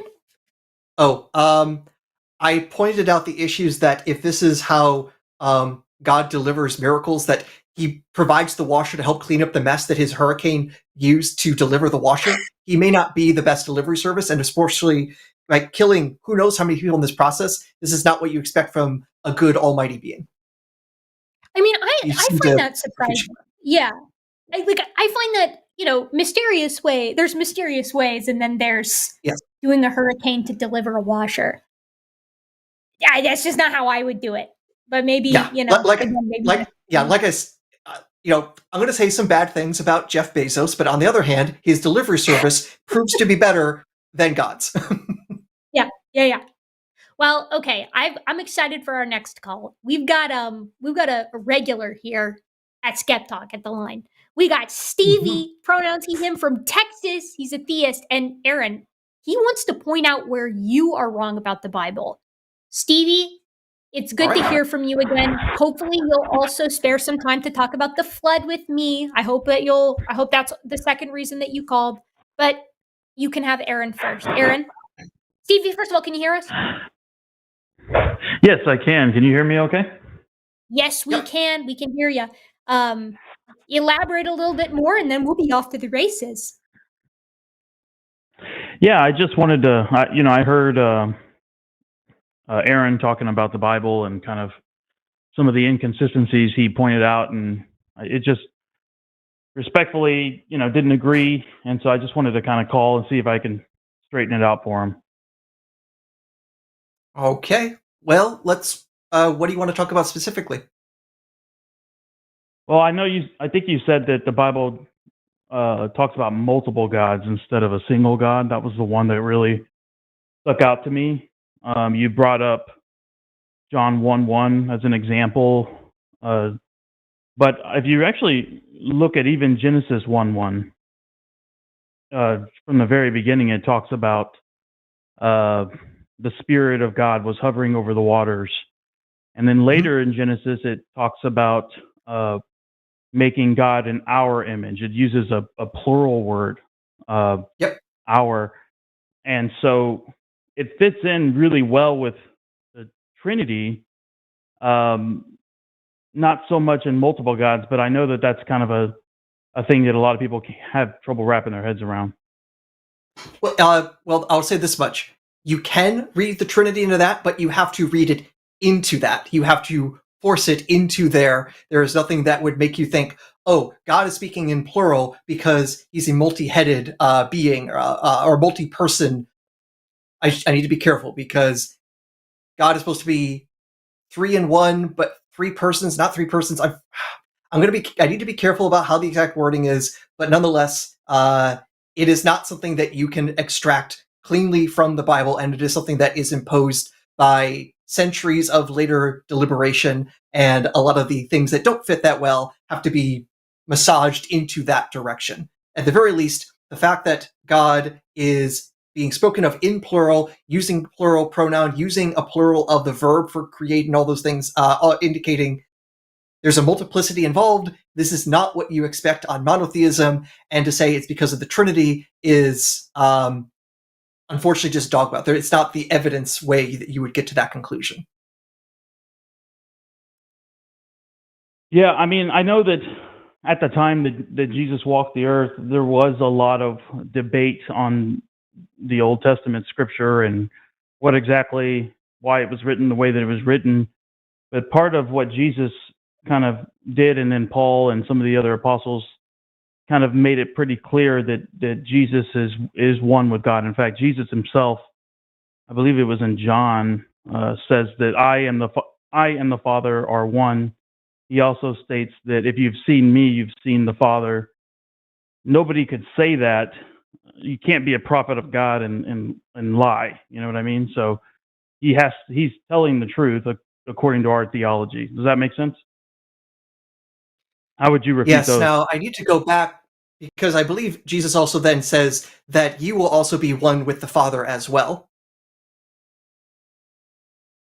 That oneness does not mean identity in personhood. It means oneness in the same way that we're all like one country together if we're all Americans. And Stevie, you're in Texas, so we are one in terms of being Americans, for example. I would agree that, yeah, he says that in that sense, but he's not talking about that when he's referring to his relationship with the Father. In fact, there's times where we see, they say baptize in the name of the Father, the Son, and the Holy Spirit. I believe in 2 Corinthians, it talks about, I think I have it here, the grace of the Lord Jesus Christ and the love of God and the communion of the Holy Spirit be with you all. So they're always looped together. Never does it say that, we're going to, bless you in the name of the Father, the Son, the Holy Spirit, and all Christians. You know what I mean? So that's where a lot of the theology is a little specific. I do agree that the passage you pointed out... that still doesn't even follow because, again, the idea that, hey, we're all Americans doesn't mean we're all part of the federal government, let alone we're all part of the executive branch, let alone we're all the President of the United States. The oneness of Stevie, of Aaron, of Erika being Americans does not also make us Donald Trump, for better or for worse. Yeah, but I think both can be true at the same, both can be true in different senses, I don't see it as a contradiction. I see it as it's a statement made in a different sense. I would like to also turn maybe to a slightly different passage. How familiar are you with Deuteronomy 32? I mean, I recently read over it, but if you could fill me in, that'd be great. Yeah, so this is often called, or part of this chapter is called the Song of Moses. Even though you probably wouldn't be singing it, it's not exactly going to be in the top 20 tracks this year. Unfortunately, Taylor Swift is still a little bit more popular than that. But nonetheless, it has this bit of phraseology in here that many people have pointed to as examples of there being the divine council and the God of Israel is not the top dog. So I'll just read a little bit. This is from the NIV translation. You'll see similar translations, but I'll note also a little bit of difference here. Starting in 32, verse 7, remember the days of old, consider the generations long past, ask your father and he will tell you, your elders, that they will explain to you when the Most High gave the nations their inheritance, when he divided all mankind, he set up boundaries for the people according to the number of the sons of El. And this is actually the original version. The Masoretic text changes this, but this is the sons of God El. For Adonai, for Yahweh's portion is his people, Jacob, his allotted inheritance. So El is the high God, and Yahweh gets a chunk of people as inheritance from El, or Elyon, I believe more correctly. Which verse is this again? You said Deuteronomy 32. 32 verses 7 and 8. And you will see 7, 8, 9 as well. Should go into that as well. And there is going to usually be a textual note about when it says the sons of God or versus the sons of Israel. They'll give some sort of note about the text. The Masoretic text which, for example, the King James Version was based on, it will say that the people were according to the number of the sons of Israel, but we actually see that this is different in the Dead Sea Scrolls. It's different than in the Greek. We could see that they were changing it because people were looking like, wait a minute, our God, the God of the universe, is the son of some other God, and he inherits things rather than controls things. Give me the eraser. That doesn't make sense, no. So we actually see in the older text forms of this passage that originally this was talking about the people being divided up, and God, Yahweh, gets a subset from his father, who is originally the master God of all things. And this fits with other mythologies and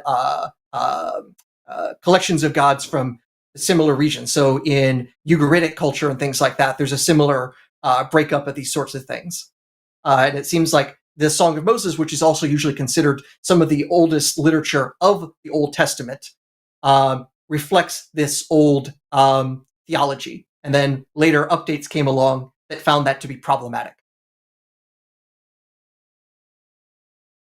Yeah, I mean, I think when you read that, if you look at the context, he's talking to Israel there, and I guess he's referring to the inheritance, meaning like the land that he's promised them. No, it's saying God is the one who inherited. That's what it actually says. It's that Yahweh is the one who inherited. And you can't inherit from yourself. He is inheriting from someone else who previously owned it, which in this case was Elyon. But you're saying that because mine doesn't say that. Mine says the children of Israel. But you're saying that that's why not, I said there's this textual going issue. with the oldest text, right? Correct. Because specifically, okay, I haven't heard that argument. This is based on the Masoretic text, which is from like the 9th, 10th century AD. The Dead Sea Scrolls are about 1,000 years older than that, and they reflect the what seems to be closer to the original version of saying the sons of God, the sons of Elyon. Now, I know that there are times where, because we are all technically, when you become, a Christian, you're technically referred to as a child of God. So I don't know if that's kind of how it's referencing it. I'd have to do more research on that because I haven't looked at it in the Dead Sea Scrolls like what you're suggesting. I do know that the Old Testament says very clearly, though, in other passages that there is only one God. He says that very clearly. And we have to be careful about that as well, because in many cases, that saying that there is one God is a way of saying there is only one God that matters to you. There's only one God that is important, and that requires a bit of careful reading and argumentation. I'm not going to say that it's obvious, but this is something that scholars who study this more thoroughly point to. So again, I'm going to have to point to my friend Dan McClellan, who he's been beating this horse for I don't even know how many years, since at least he got his PhD in Old Testament studies. But this seems to be where the scholarship is pointing, that the Old Testament does not actually say there's only one God that exists, but there's only one God that exists that is important. For Israel, all other gods should be treated as nothing or less than nothing, but that is not the same way as saying those other gods don't exist. In fact, after all, one of the commandments is to not have other gods before Yahweh. If those other gods don't exist, well, what's he so afraid of? Well, he's referring to false gods, like he's but not that means saying these other that there gods are exist. other gods. And in fact, sometimes he also loses against those gods, such as like when he loses against the god Chemosh, when the Israelite armies try invading and taking control of Moab, and that they are repulsed. And we actually know about this because we actually have it from the Meshistila, where the king of Moab basically says, yeah, the Israelites tried to come in with their god Yahweh, and Chemosh came and we kicked their butts and knocked them out. So we actually know the story from both sides, from both the biblical side and the Moabite side, and see what was going on there. And that, God lost against another god. Well, I mean, I know there's a passage where I think it was... what's his name? The guy before David, I forgot his name. The king of Israel. Saul. Maybe you know who. Saul. There you go. Saul. I think it was him. Anyways, somebody went into battle and they took the Ark of the Covenant, and they didn't have God's permission, and they ended up losing the battle, and the Ark actually went into enemy hands. So I don't think there's anywhere in the text that says that God failed to save them, unless he chose to not to save them. You know what I mean? Well, so I'd love this to is see this what is later passage on. you're This is referring to actually there. after King David. This is with the during the Amorite dynasty. So for a while, Moab was kind of under the control of the Amorites in the northern kingdom, also called Israel, and the Moabites were like, "Hey, we don't like this whole having to pay taxes and such to these folks. We're going to try to rebel and push back." The Israelites have some success, but it looks like at the last minute they were able to repulse them. And as the text suggests, they lost because the king of the Moabites sacrificed his son to Chemosh, and that apparently was enough to basically supercharge Chemosh and basically say, nope, you've done this amazing sacrifice. I'm going to do something good for you and help defeat the Israelite army. And the biblical text tries to be a little bit hesitant in explaining what's going on there, but it's talking about the king of the Moabites sacrificing his son, and then suddenly the Israelites losing and retreating. And then from what we can tell from the Meshastila, that we see that the Moabites were successful in repulsing and basically breaking off and being independent of the Amorite dynasty. So we actually have interesting direct archaeological details about this particular battle. So one, this shows that not everything in the Bible is historical fiction. We actually have true records on the ground from that time that show this happen. And two, it also shows that at least at that time, Yahweh doesn't always win against other gods. Yeah, like I said, I mean, that's consistent with what like I gave you the example where they lost the ark. Well, no, the thing is, they were winning. If I hear you correctly, the thing is, no, they were winning. The Israelites were winning up until the point the Moabite king killed his son as a sacrifice, and that apparently was able to provide the juju to their god to win this battle, because the Israelites were winning up to that point. That's why the king felt like he had to literally kill his own child. But that's not what's in the biblical text. It doesn't say that the Yahweh failed. You're talking about that's what their well, of text course, was it's not going to say that. Right? They're not going to say our God is so mighty and he got his ass kicked. Remember, this is propaganda. That's why I'm saying read both sides. Well, I mean, right. This is one of the few cases where we can actually read both sides of what's going on and see what happens. And the weird thing is, the Israelites were winning, God was with them, and then all of a sudden, the Moabites do something, and the Israelites lose. You put two and two together. What happened? Well, here's the thing. I mean, first of all, I think it's amazing that the archaeological evidence matched up with the Bible there, like it does everywhere else. But not everywhere else. Yeah, I think there is literally not one archaeological discovery that contradicts the Bible. How about the entirety of Egyptology when it comes to the Exodus? Because we know the Exodus did not happen. Well, people disagree on dating, but the actual no, that's not a matter of dating. Stevie, if you're going to come in and say all of archaeology backs you up on the Old Testament, so first off, I'm going to point you to the text of Israel Finkelstein and Neville Silberman, The Bible on Earth. It's an older book, but it's still basically the mainstream on where the archaeology points and says that, yeah, the Exodus did not happen, and it's not a matter of dating. The problem is all the dates that people look for the Exodus to have happened was at a time when Israel was under direct Egyptian control. They could not leave Egypt to go to Israel and be free of Egypt. Israel at that time was just more Egypt. That's like trying to say you're going to escape the United States by running from Massachusetts to New Hampshire. I'm sorry, you're still paying federal taxes. Well, like I said, I don't want to jump topics, but we can if you want, because I could definitely point out discrepancies there.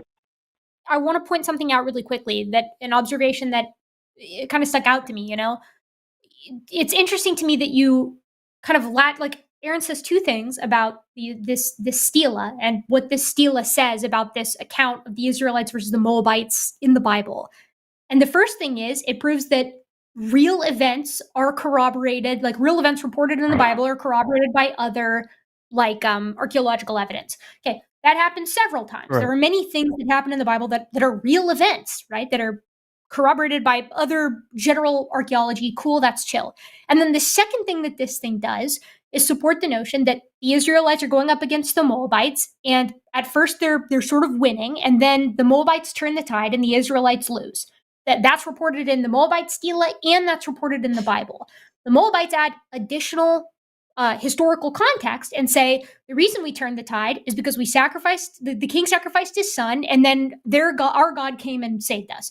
That detail isn't reported in the Israelite account in the Bible, probably because a small modification to that. The Bible reports the child sacrifice. The Moabites report that Chemosh came to their aid, and that's why they won.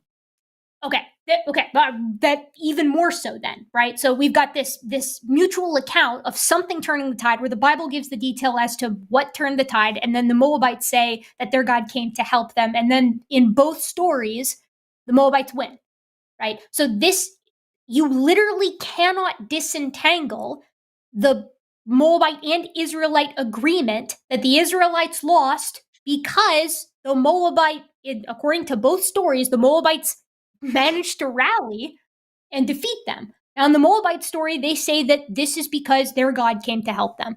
If that's the case, you don't get to say that the Moabite stela, I don't remember the specific name of the stela, you don't get to say that stela, you can take some implications of that and use it to support the veracity of the Bible, but that the inconvenient parts don't, right? So like either it's a single item, you either have to take it or you can reject it, but clearly the Moabites No, I mean, I don't see a debate there, really. I mean, that they match. I mean, the Bible records them losing the battle. So does the Moabites. The Moabites attribute that to their God, which they would do. I mean, that doesn't mean that the Bible's not accurate. It just records it from a different perspective. I mean, most kings, when they lose a battle or when they win a battle, they're gonna be very careful what they put in stone. You know what I mean? So the Bible is actually one of the few ancient documents that actually records both the losses and the wins. When you look at most of those ancient civilizations, they never record their losses. They only record their wins. They're silent on the wins. On the losses. So the Bible is much more. I mean, maybe I'm wrong. I mean, if you'd like to point me to somebody that recorded, I guess, that memorialized the loss they had. Most of them don't. Is there? Dr. Adair, you would know this better than I would, but is there not like a famous Roman account where the Romans end up losing a battle, and so what is it? They like whip the sea. They have the sea whipped for the loss, or something along those lines. Oh, that's a different story. So that is from the Persian-Greek War, where Xerxes was angry and had the sea whipped for doing things there. Now, on the other hand, when it comes to people recording their losses, the Romans definitely recorded some of their terrible losses, like against Hannibal at the Battle of Cannae, where the Romans basically had the most devastating loss, that their 70,000 person army lost to another army half that size by getting encircled, and they lost both of their consuls in the process. They're basically their top two leaders of the country getting killed in this battle on their own home turf. And that's definitely recording a loss, and we know that from Roman sources. But you would acknowledge, just like most historians do, that the majority of ancient civilizations did not record and idolize or record into stone their losses. That is pretty standard. I mean, yeah, you have the one-offs in the Roman Empire and here and there, but the majority of the time, rulers, when they lose, especially if it's a dramatic loss, don't record that in stone. Majority of times, whereas the Bible consistently records the downfalls of the nation of Israel and the losses. Oh, well, if we want to look for other examples of that, I could also point to, say, the Ipwa papyrus from Egypt that is just full of all these markers of waste and destruction and things like that. The Egyptians also show that they thought very terribly of the reforms of Akhenaten and the plague that followed during the time of Tutankhamun, who was actually the last member of that dynasty before he had the misfortune of dying at 18 and having to have his body rushed because he died so suddenly. But we have basically the Egyptians speaking a whole lot about how crap this time was and look to it as a time of dread. And we know this also, again, in many ways from Egyptian sources, some older than others, some closer to the time it happened, some of it from 1,000 years later, showing that the Egyptians were preserving that and passing that down, because we have it in, for example, the writings of Manetho, who we have quotes of. And he basically talks about, here's the really nasty stuff that happened to us in the past, whether it was invasions by outside forces or their own terrible religious reforms or things like that. So we have the Egyptians not saying proudly, but also announcing, hey, here are times where things went really, really terrible for us, and name names in many cases. Yeah, I guess we've gone in a lot of different directions here, but I guess yes, we feel like we're going a little when in it comes circles. to the original, yeah, with the original question or the original concern, which was the only one God, which the Bible teaches, there's only one God. The Bible is very clear that there is only one God. In Isaiah 45:5, it says, "I am the Lord; there is no other. There is no other God besides me." The passages that you're pointing to are where it's talking about false gods. So when it says No. other But I read gods, you from it's not Deuteronomy saying those 32. other gods It is not exist. saying that at all. In fact, it is saying there is a God that is the father to Yahweh, that Elyon is the one who apportion out Lot's inheritances to other gods, one of which is Yahweh, or Adonai, if you prefer. That is what the text of Deuteronomy 32 tells us. And this is what you will see as the large agreement from the scholars who study this. After all, again, God is the one who is inheriting. You do not inherit something from yourself. That means somebody gave it to you. And in this case, it was said in the original text that we have from the Dead Sea Scrolls, that was Elyon, which is basically the original God. You go, like to say, to Ugaritic culture, that's older than the stuff that we have from the Bible, and their top god is El. El literally just means God in the same way that Allah means the God, etc. What is your degree in? Is it in like Hebrew ancient text, or what exactly do you have your degree in, if you don't mind me asking? My degree is in physics, so absolutely not related, but I have done a lot of research here, and I've actually had several publications in both Old and New Testament studies. Okay, because I know that the scholars that I've looked at, this is not something that a lot of them agree with. So I guess you've found some that feel this way, but when you read that text, it doesn't make sense to say that it's God inheriting, because it goes on to talk about the actual portions, and it just doesn't make sense in the context that you're using. I just disagree with that, but I'll be honest with you, I haven't looked at. Like I say, there's a couple things that you'd have to you also be name careful the on. God, One is, like where. like I say, you have to kind of go back to the original or the oldest versions of the text we have, and that's either going to be the Dead Sea Scrolls that are in Hebrew, or you can look at the older Greek translations known as the Septuagint. I believe there it says, I can't remember, there's like a few different variations of the Greek version, so I don't want to speak confidently without double checking. I think some versions say the sons of angels or something like that. There might be a variant that also says the sons of God, but I have to triple check what that is. But I even checked the footnote in the national or the New International Version. It actually says in the older text, it does say God instead of Israel. So it does say the sons of God. And specifically that word there for God is Elyon. And there's a fair bit of scholarship that I can point to that. It's not fringe stuff. It is the mainstream stuff that you're going to find in the mainline published literature in journals, in books from Yale, etc.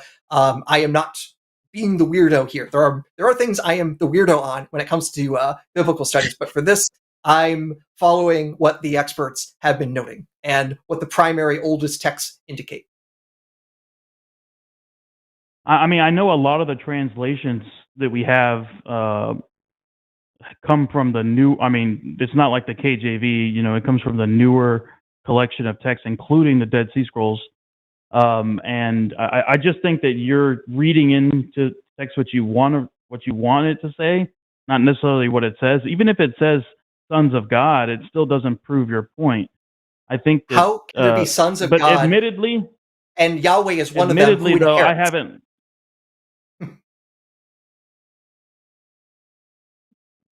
Are you able to read through it again? Read the passage you're referring to? Let me go back to it, yeah. And we can go to a different version of the text if you prefer, but again, Which this translation is are you reading? So I was originally going with the NIV because that's a popular one, though I should probably go with the New Revised Standard Version Updated Edition, or RSVUE, because one, I hate acronyms, so I'm going to say the longest one I can find, and two, this is the most up-to-date one that's come from the Society of Biblical Literature. So this is the top newest version that you can get access to. But again, this is from Deuteronomy 32. I'm going to start from verse 7. Remember the days of old, consider the generations long past, ask your father, and he will tell you, your elders, and they will explain to you, when the Most High gave the nations their inheritance, when he divided all mankind, he set up boundaries for the peoples according to the number of the sons of, and again, the Masoretic text says Israel, but like the older Masoretic text says, according to the number of the sons of Elion, for Yahweh's portion is his people, Jacob his allotted inheritance. So you're inserting, I guess, you're inserting the Hebrew, how you're talking about the Hebrew. Where it needs to be inserted so that way it's clear. He's reading the oldest version that we have via the Dead Sea Scrolls of this text, which is the closest to the original version, the original manuscript that we have. And it is in that version that Elyon talks about Yahweh inheriting his portion, meaning that Elyon is some kind of paternal or hierarchically higher figure to Yahweh, implying that something is higher than Yahweh. I mean, unless you know of an older... It says here the Dead Sea for the Scrolls Lord's text. portion, for the Lord in verse 9, for the Lord's portion is his people. Mm-hmm. Is that what you're talking about? Is his portion? His portion, and the next part also says Jacob is his allotted inheritance. And again, when it comes to inheriting, that means it needs to be given to you. You do not inherit something to yourself. That has to be something given to you, which means someone has given an allotment to Yahweh. And we are told this allotment is the same that's done for the other sons of Elyon. And Elyon is basically the old word for the father god. Okay, well, I will look into this a little further. And the next time I see you on, maybe I'll call up and we could talk about it a little bit more. All I can tell you is the translations, that all the translations I have, including the NASB and other literal translations, all say sons of Israel. So yes. I think and they usually will also have a footnote. They will also have a footnote, and it'll say... this is including the old text. Like I say, if you check, most of the new translations will also have a footnote and says, they'll say sons of Israel in the main text, and then they'll have a footnote, and you look down there and they say, in the Masoretic text, it says sons of God. But again, that doesn't mean, because like I said, we're considered children of God when we come to Christ. So I just don't see. Even if it point out that the word there, God, is Elyon, and Yahweh, as mentioned in the next line, where it says Lord, that is the translation of Yahweh, the name of the God of Israel. And then he says that Jacob is his inheritance, that the nation of Israel is God's inheritance. And the fundamental way inheritance works is you get it from someone else, and namely, a son inherits from the father. But if it's a Trinity, I mean, that's not a problem. The inheritance part is not the problem. So in other words, you're if we saying make that the word for God. No, I mean, I'm not making shit up. That's just the Trinity. Well, wait. Just because you don't understand the Trinity doesn't mean Hold on, though. that. Hold on, though. Who's in the Trinity? Sense. We can agree that in the Trinity, the Father is Yahweh. No. That's what most people feel. Okay, so if the Father is Yahweh, then Yahweh can't inherit from any other member of the Trinity. He's not going to inherit from his Son. He's not going to inherit from the Holy Spirit. He's going to inherit from his Father. The Father can interact with other parts of the Godhead, though. Right, but he can't inherit. So I don't see a problem with that. He can't also keep going back to this context where it says the Most High divided up the peoples, and each group of people get their own national God. Remember, the people were divided up amongst the number of the sons of God. So every group of people gets its own inheritance to a different son of God. Verse 8, when the Most High gave the nations their inheritance, when he separated the sons of mankind, he set the boundaries of the peoples according to the number of the sons of Israel. For the Lord's portion is his people. Jacob is the allotment of his inheritance. Right. So he's just saying that the people of Israel are his people, is what that's all that's really saying. And other people go to other gods. Which because that's what Elyon decreed. That's what that whole in the original oldest version that we have. This is what Aaron is saying. Yahweh gets his portion, his people, his inheritance, and who is he inheriting it from? Elyon, the father deity. And who do the other portions go to? Other individuals similar to Yahweh, the other sons of God. That's not even the only time the sons of God are mentioned in the text. I mean, I don't know if it's also in Deuteronomy, but I believe that sons of God is not. There's other places where it's mentioned, right? But you can look at it from any perspective, right? Like you would need to, in order to quote unquote like debunk Aaron on this, you would need to find an older text that uses your version and doesn't refer to a being or father figure above Yahweh, or you would need to show that the interpretation of the Dead Sea Scrolls is incorrect on this. Which I think you might have a hard time doing if Aaron is correct in saying that the scholarship is fairly consensus on this. But even in Genesis 6, I'm not a scholar on this. Even in Genesis 6, it says that the sons of God saw the daughters of men, that they were beautiful, and they took them for wives. So it talks about the sons of God there, and then it says in verse 4 as well, when the sons of God came in to the daughters of men, and they bore children to them. Most people understand that to mean angels. Those references are referring to angels. So just because it says sons of God doesn't mean that there's other gods. The reason they understand it to be angels, the reason they understand it to be angels is because it's inconvenient for it to be a monolatrist or henotheistic interpretation.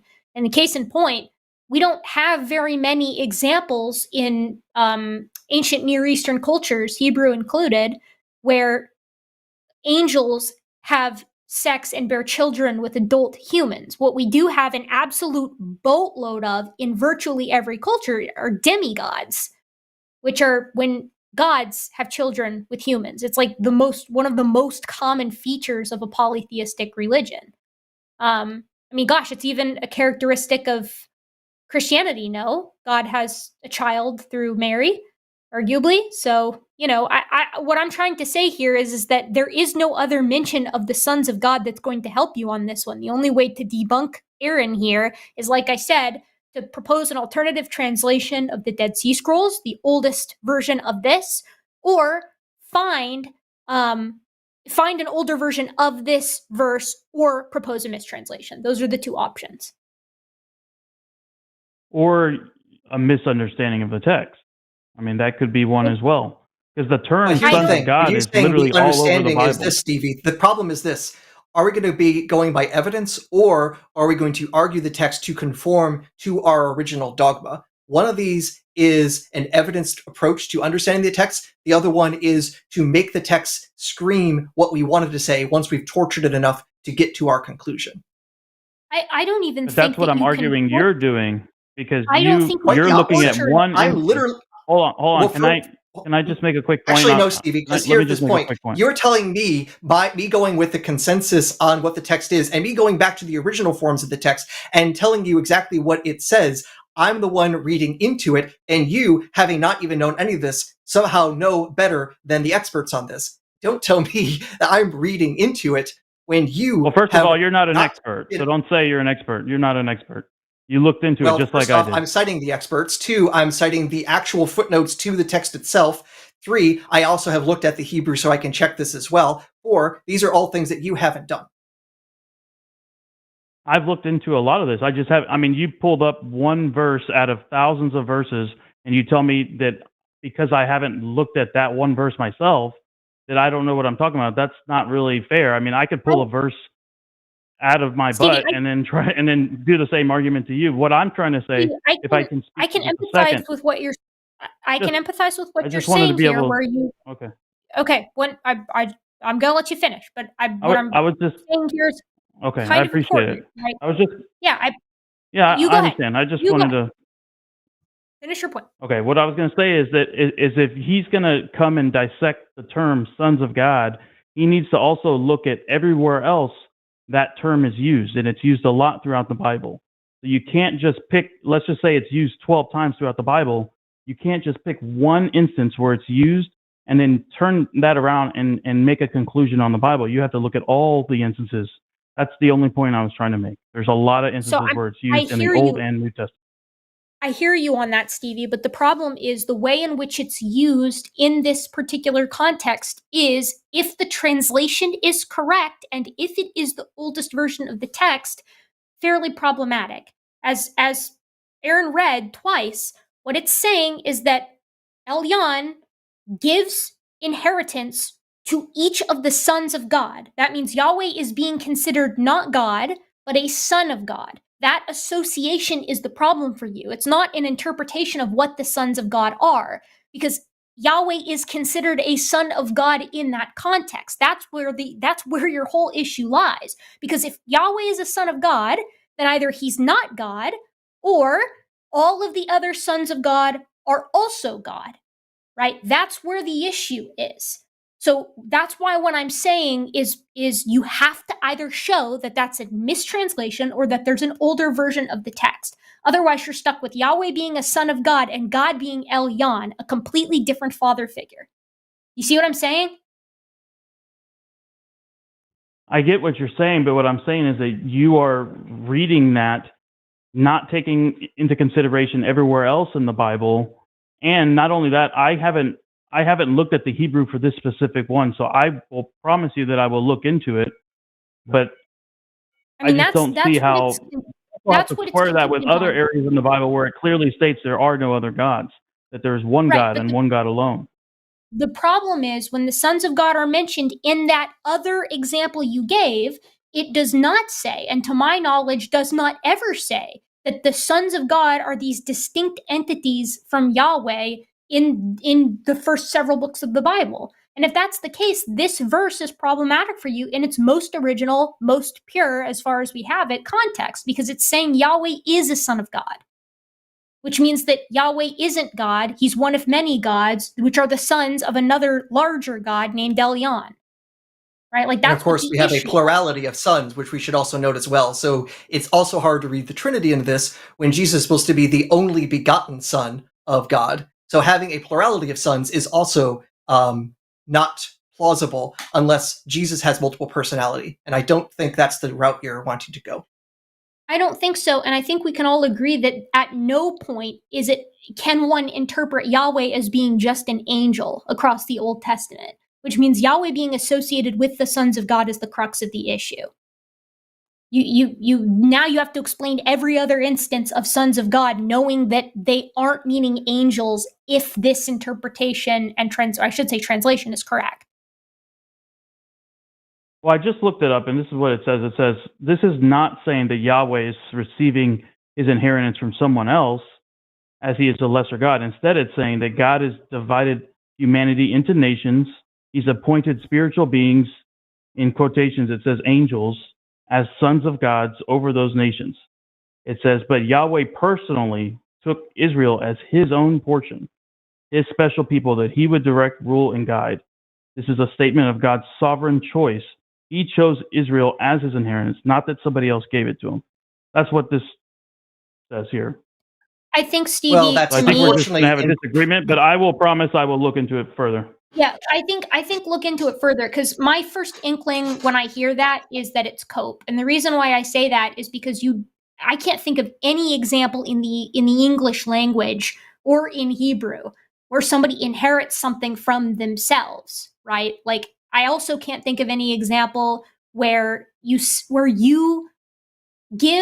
are simultaneously a son of God, but also the other sons of God are angels. Because remember, this verse is associating Yahweh as being one of the sons of God. So you either have to say that in that verse that Aaron gave you, you either have to say that actually Elyon is Yahweh and that Yahweh is some angel, or that Yahweh is both Elyon and Yahweh, which doesn't make a lot of sense because Yahweh is associated with the Father, not the Son. Or you have to say, like, do all of these mental gymnastics to say that Yahweh is his Father and himself, and that he also inherits from himself, despite the fact that that verbiage, to my understanding, is not used anywhere else. To me, that doesn't work. I think Psalms 33 debunks that. Psalms 33:12, it says, "Blessed is the nation whose God is the Lord, the people he has chosen as his own inheritance." So it's saying right there that he chose it as his inheritance.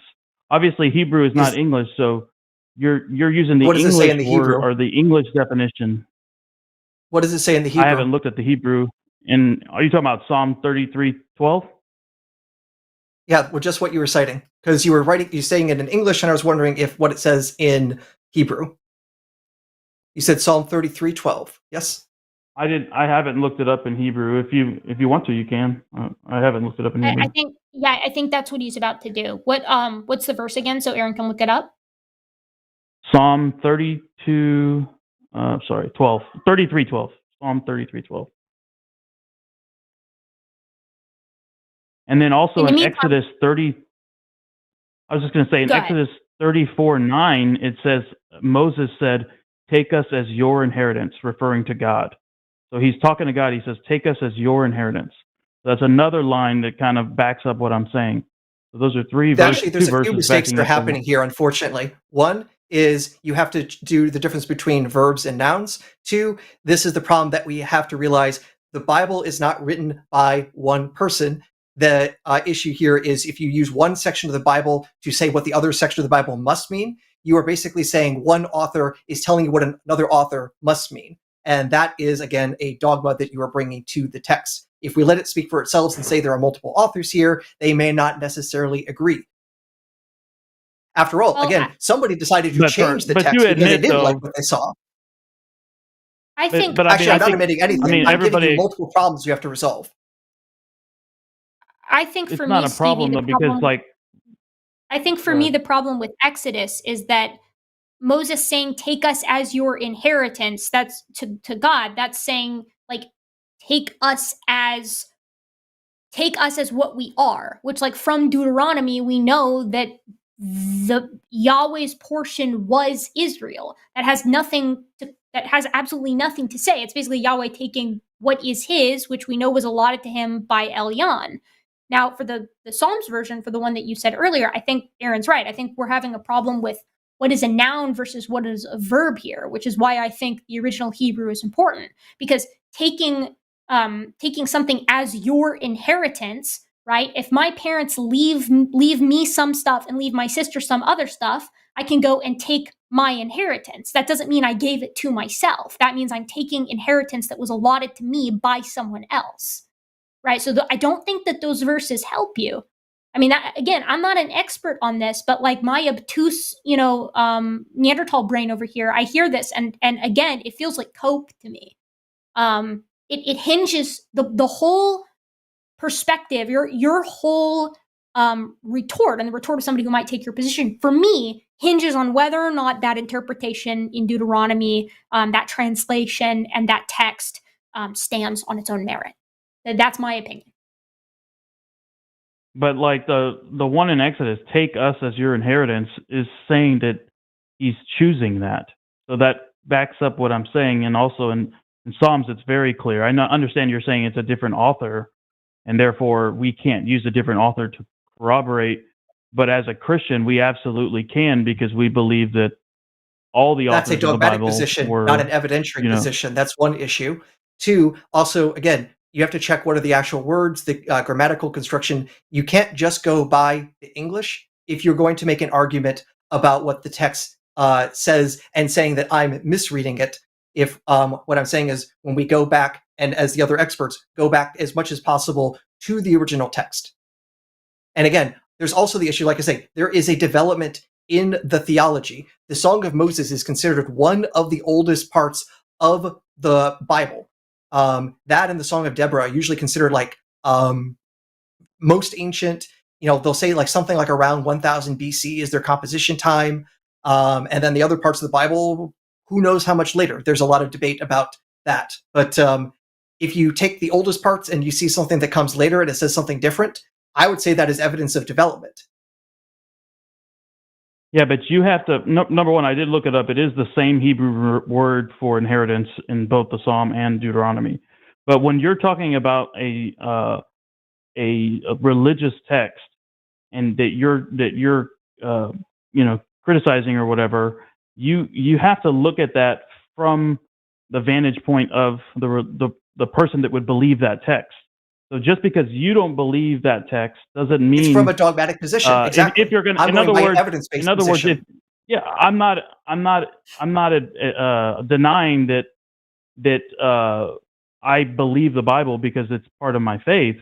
But what I'm saying is, if you're going to attack my faith, then you have to attack my entire faith. So you cannot just say, well, the Psalms explains it, but because it's a different author and I don't believe in the Bible, therefore it doesn't make sense. No, that doesn't work. Because if you don't believe in the Bible, then you will really change none of the this meaning of the makes sense Bible anyway. to be consistent with what you need it to be, rather than what's But I evident. didn't change now, the if you meaning want of to the follow Bible. that, the thing is, you did, as I I've didn't already change pointed the out meaning of the Bible. multiple It's in times. Psalms.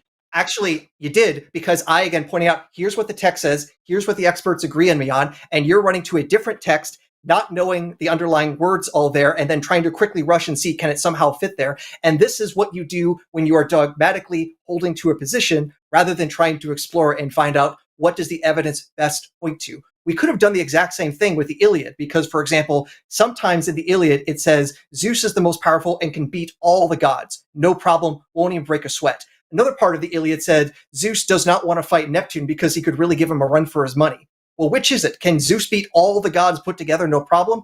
Or can he barely beat his own brother? It can't be both, but that's in the Iliad. So should we say, from our religious tradition, we must force them to be consistent? Or do we say, hey, this might be a sign that there's actually more than one author to this text and they don't actually agree on their theology? I guess my point is that if you're going to attack the Bible, I have the ability to use the entire Bible at my defense. So I understand you don't believe in the Bible, but I do. Therefore, I can use, if you're going to attack my faith, I can use the entire Bible to my defense, which is what I did. So I understand what you're trying to say. You're trying to say it's a contradiction, but it's not, as Psalm 2 clearly that's a dogmatic states. position. And it means that you do not actually have an evidentiary doesn't matter position. if it's a dogmatic, and Stevie, that's because the you're problem. attacking my dogma. I go by evidence. Are you attacking don't. my dogma? You literally are saying, unless I can make your position logically impossible, your position is defensible. I'm saying the only positions that are defensible are the ones that are evidently true, not the ones that we can grit our teeth and hold to if we try as hard as we can. You don't have to try that hard. You just have to read Psalm. Not that it's not that difficult. You're attacking. Hold on, but you're attacking my dogma, and then you're saying I'm taking a dogmatic position. Like, it's kind of. You just said it's a dogma. Kind of a silly argument. Yeah. No. You just I know said that's what I'm dogma. saying. Is like you're attacking my dogmatic belief, and then when I defend that dogmatic belief with dogmaticism or whatever it's called, then you say, well, you're using a dogma. Like, well, yeah, that's what you're attacking. You're attacking my faith, so I'm going to use my faith to defend myself. I think that makes sense. Stevie, then what, from your perspective, the only way to convince you that any given portion of the Bible were incorrect on something would be to completely convince you out of your faith, which, as Aaron said, and as you copped to knowingly, I think that in and of itself is quite dogmatic, because what you're basically saying is, I've been convinced that the Bible is true. Therefore, any challenge to that must surmount all of the other convincing aspects to it before you can convince me that a single thing is inconsistent. Like, I liked your perspective better earlier in this conversation, where you said, look, I'm not familiar with this verse. I'm not familiar with this version. I'm going to look into it. I think that would be fine, because like that happens all the time on these shows. That happens to me all the time. Like it's a natural human response. I didn't like it as much when you hastily tried to find a justification for it that I don't think is very convincing. Like, there might be an explanation for you out there, but it certainly isn't the one that you brought to the table here, at least not from my vantage point. And I think I'm a pretty good judge of that, because I don't know very much about this subject. So I think I'm a pretty easy person to convince when the data are there. So what I would say, since we've been on this call for a hot minute, and we do have one more caller to go to before we get to super chats, what I'm going to say is this: you go check out this. Come back next time Aaron's on after having looked into it, and be like, "Look, I did my homework. Let's actually duke it out now." And then maybe you'll have Aaron being the one who's like, "Okay, I need to look into this a little bit more." I think that's where we're at right now. Because until then, you're sort of you're fighting from low ground. That's not fair to you either. So thank you for calling. You keep promising me, I believe this is you, Stevie, who keeps promising me that you're going to call and have a conversation about the flood with me, but then you keep calling and talking to my co-host instead of to me, if that's you, if memory serves. So maybe spare a call from me next time too. Okay, is that all right? We good? Yeah, no, that's fine. Yeah, I've been wanting to do that, but every time I was actually going to do that today, but then I heard him say what he said, so I was like, oh, let me address that I'm real quick. upsetting of people. I upset yeah, people. just to close it out, I will look into it. I will look into the Hebrew that Aaron pointed out and see if there's anything there. I am open to being convinced. So that is true. I'm open to it, but my interpretation and what I saw most people's interpretation of the text was that he was choosing that inheritance, and the author of Psalms backs that up. I know that that's not good enough for you guys, but I will look into it and take it from there. Okay. Thank you very much for your time. Call us back and call me about the flood sometime, Stevie. Take care. Bye-bye. All right, you ready for this last call? I think I am. Also, I learned a lot during that one. I didn't know about virtually any of that. So that was a very educated. That's why I kind of sat back. I'm like a talking machine, but I'm a little loquacious, but I wanted to hear what was going on. We got Gary, pronouns he, him. He's from Florida. He's a theist. And he says we can't find God in science or evidence, which I agree with that. I tentatively agree with that. So Gary, can you hear me okay? Yes, I can. Roger that, Erika and Aaron. Yeah, it's seeming a puzzle why I would call and make that statement, because I accurately predicted that you would altogether agree with that, both of you. Let me explain a little bit. That's basically the dynamic of the phone calls that you get on the line. And, it's mostly theists, and they're calling, and they're attempting to prove something. And they may even attempt to use science and evidence to do that, but they inevitably fail. And I just wanted to address that. So, the question tonight is, where can we find your God? I called in and I said, not in science and evidence. You're not going to find God. Why is that? Why? Because God would be no greater than what science and evidence could provide. Let me repeat that. Because God would be no greater than what science and evidence could provide. And so you know what, Erika, to be quite transparent, I talked to you and Matt a month ago regarding this, but I never got to my point.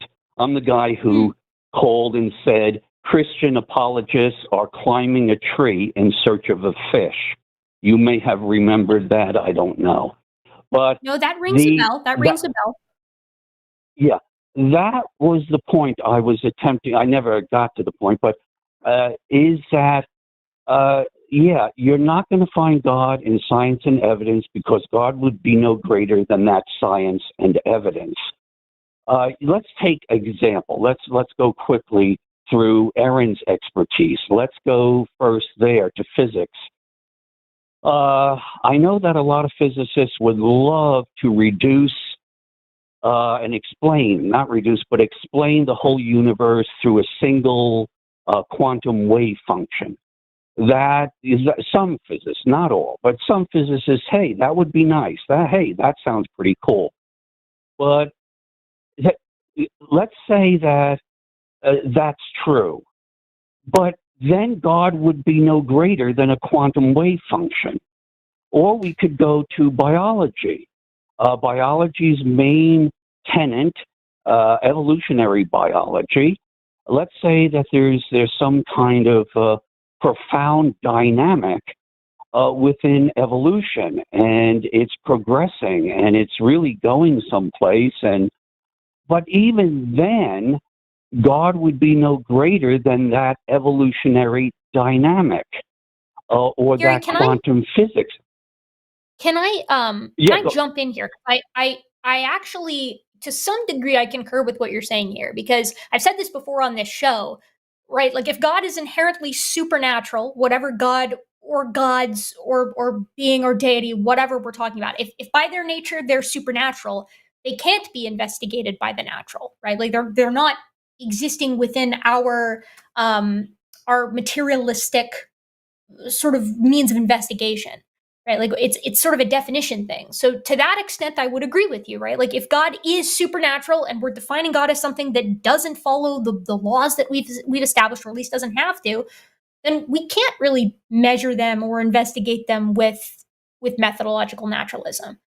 So then, the question becomes, okay, well, like, then how can you actually investigate God? And, like, I don't have the answer to that question, right? Like, I don't think that God is something that you can support with science or that you can definitively deny with science. All you can do is investigate the claims that are investigatable by science that have bearing on that question. So when organized religions propose that certain things, certain miracles or events, like we've been doing this all night, right? Like we were just talking about a little bit about the Exodus or about the nature of God in the Old Testament or this, that, or the other thing, right? Like those are claims that we actually can investigate. And since most Christians would say that the Bible is the word of God, then there's a relationship there. So we can sort of adjacently investigate this question of the Christian God by looking at the claims made in the Bible. You can do the same thing with the Quran. You can do the same thing with any holy text.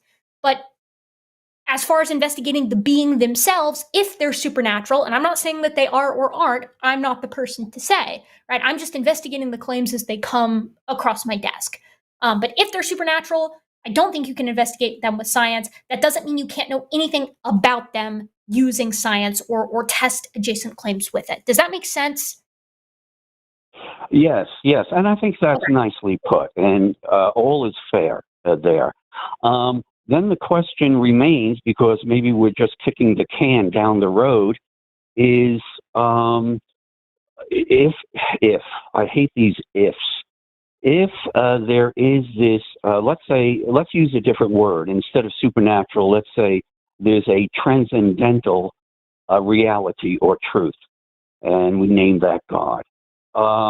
That science and evidence, or more specifically, scientific demonstration, to demonstrate. That's so vital to physics and biology, is to demonstrate. And right, I agree with what you just said.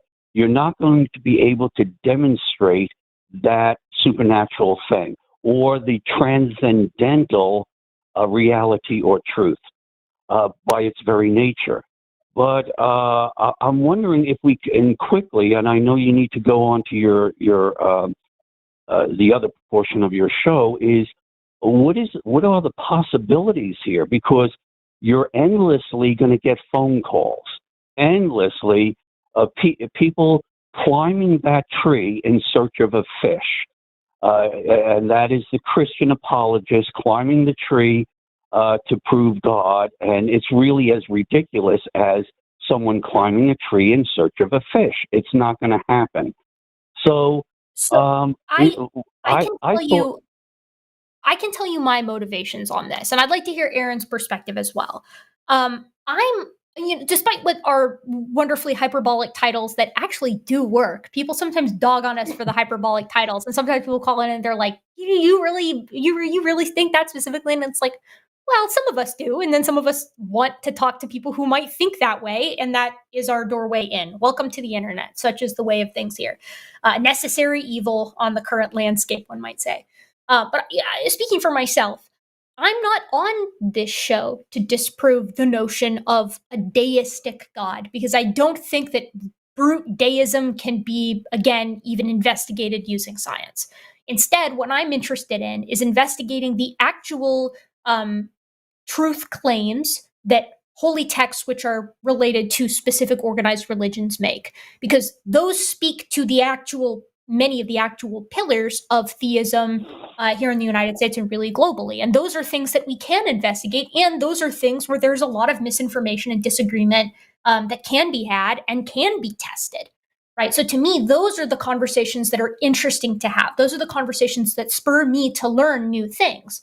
If we had a caller who called in and said, disprove the deistic God, I would say I can't, nor can I prove it.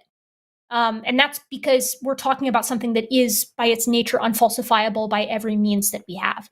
So I think, yes, we have callers who are calling in searching for a fish in a tree, but they are making a claim that the fish is in the tree, right? Yeah. And we can investigate that by climbing up in the tree and looking. Yes, So that's yes. my Well, perspective. that's Aaron, what's yours? Yeah, I was going to say that, yeah, the people climbing up the tree don't just say they found a fish, they claim they found a whale. We have to take a look and see what whale they claim to be holding on to. yeah. I do want to disagree a little bit on one thing, though, that if science can detect it, I don't think that limits it, because one thing that we can do in science is say, here's the lower bound for what a thing is. So, for example, we might do some sort of astronomical detection and say, oh, we've detected a black hole and it must have at least this much mass. So that would be a lower bound. If we detected something like affecting the constants of nature, that we have to know it has to be at least powerful enough to do that. So instead of limiting God, it just shows whatever God is, it must be at least this powerful. It's kind of like the old signs at the roller coaster. You must be at least this tall to ride. You must be at least this divine to be called God. That's kind of what I would say that science could potentially do. And again, very much depends on your version of God. But if we're going to make God ultimately separate from anything that we could even, in theory, detect or logically intuit, and it just remains in this transcendental state of possibilities, we then have the issue, of course, well, why even say it's more probable than not, even more than 50% or even 50%, because if we're just going through the collection of all possible things, well, that's a pretty large set, which means the probability of any one of those things really being true and the other ones being false is infinitesimally small, which means that if you do believe it, you are almost certainly believing something not true. And I have the goal of trying to believe as many true things as I can demonstrate, or so minimize believing as many false things as I can. And if our policy is, here's a thing that we cannot provide any evidence for, and we can't even give a reason why it has a prior probability more than basically 1 over infinity, there isn't good grounding for making that part of a belief system, let alone anything hyper-specific to such as the gods of particular religions.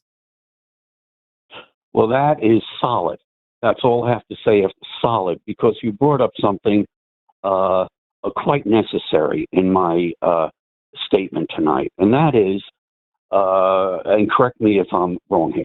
Well, look, Gary, you're saying if science and evidence can demonstrate that, we're discovering more and more and more, and scientists are working very hard in biology and physics, and we're discovering more and more. What if we're discovering more and more that it's not necessary to have anything supernatural? What if we're closing in on something that isn't necessary? And so why are we even climbing that tree in search of a fish? The fish is not necessary. Is that what you were getting at? Hello? The analogy is a little bit different than where I was going, but nonetheless, I think it's talking about something similar in that there's no reason to think there's a fish there. There's no reason to necessarily even look for it. And all the more so, we're not just trying to climb up a tree looking for a fish. we're climbing up a dead tree in the middle of the desert, and as far as we can tell, as the eye can see, we live in a universe of sand. If by sand I mean naturalism. And Yes. this is the only tree that people are even trying to climb. And to me, I'd rather just keep going over the dunes to find out what else is in this vast desert to explore, because people have been trying to climb up this tree looking for fish long enough, and it bores me, it's wasting time, and I would love to keep exploring and find out if there is anything at the edge of this sand, if there is an ocean at the end of this desert. I won't find that by climbing the tree that, as far as I can tell, it has no fruit to offer, definitely no fish to offer, and those who have tried have come back just a little bit crazier. You know what? That's I'm very glad that I called tonight. That's so well put. Perfect, solid. Both of you guys, I appreciate it. And on a side note, I love the deserts. I have a very profound affinity for deserts. And so cool. Let me just end it there, because this is really something to think about. And thank you for taking my call. Of course. It's our pleasure, Gary. You're very welcome. Thank you. Call back again. It's super chat time. Okay. I love that Gary's a desert guy. There aren't enough desert guys out there. There aren't enough people that are. I love that he was just like, and also I love the desert. Like, the desert's kind of cool. I think the desert is cool. They've got All right. shooters out here in the form of Gary. Before we go to super chats, now that does beg a question. If you're going to say deserts are awesome, favorite desert? My favorite desert is, that's a tough one. Does it have to be a desert I've been to? No. Probably, this is such a basic pick. Probably the Sahara. I love the Sahara. I love its relevance to human evolution. Obviously, that's because that's like part of it. But part of the reason why I love it is because of all of the. I have this hope to go to Namibia at some point and see the deserts, to see the Sahara as it stretches into Namibia, and see the Skeleton Coast as well, which is where the dunes actually reach the sea. There are a ton of like these old eaten up ghost towns out on the Skeleton Coast, and because the waves are so horrendous there, it's just the reason it's called the Skeleton Coast is because it's just an absolute graveyard for ships. And I love the idea of picking my way through some of the ruins there. I think that's, I don't know, when I think of a desert in all its majesty, that's what I imagine. I try to What's be your different, and favorite I say desert, Antarctica. Gary? To be different, Antarctica. Yeah, whatever. I'm gonna beat you up. Yeah, we're ready for super chat. Sorry. I was gonna go on an Antarctic rant, but that's okay. I'll pocket it for now. Yeah, chill out, please.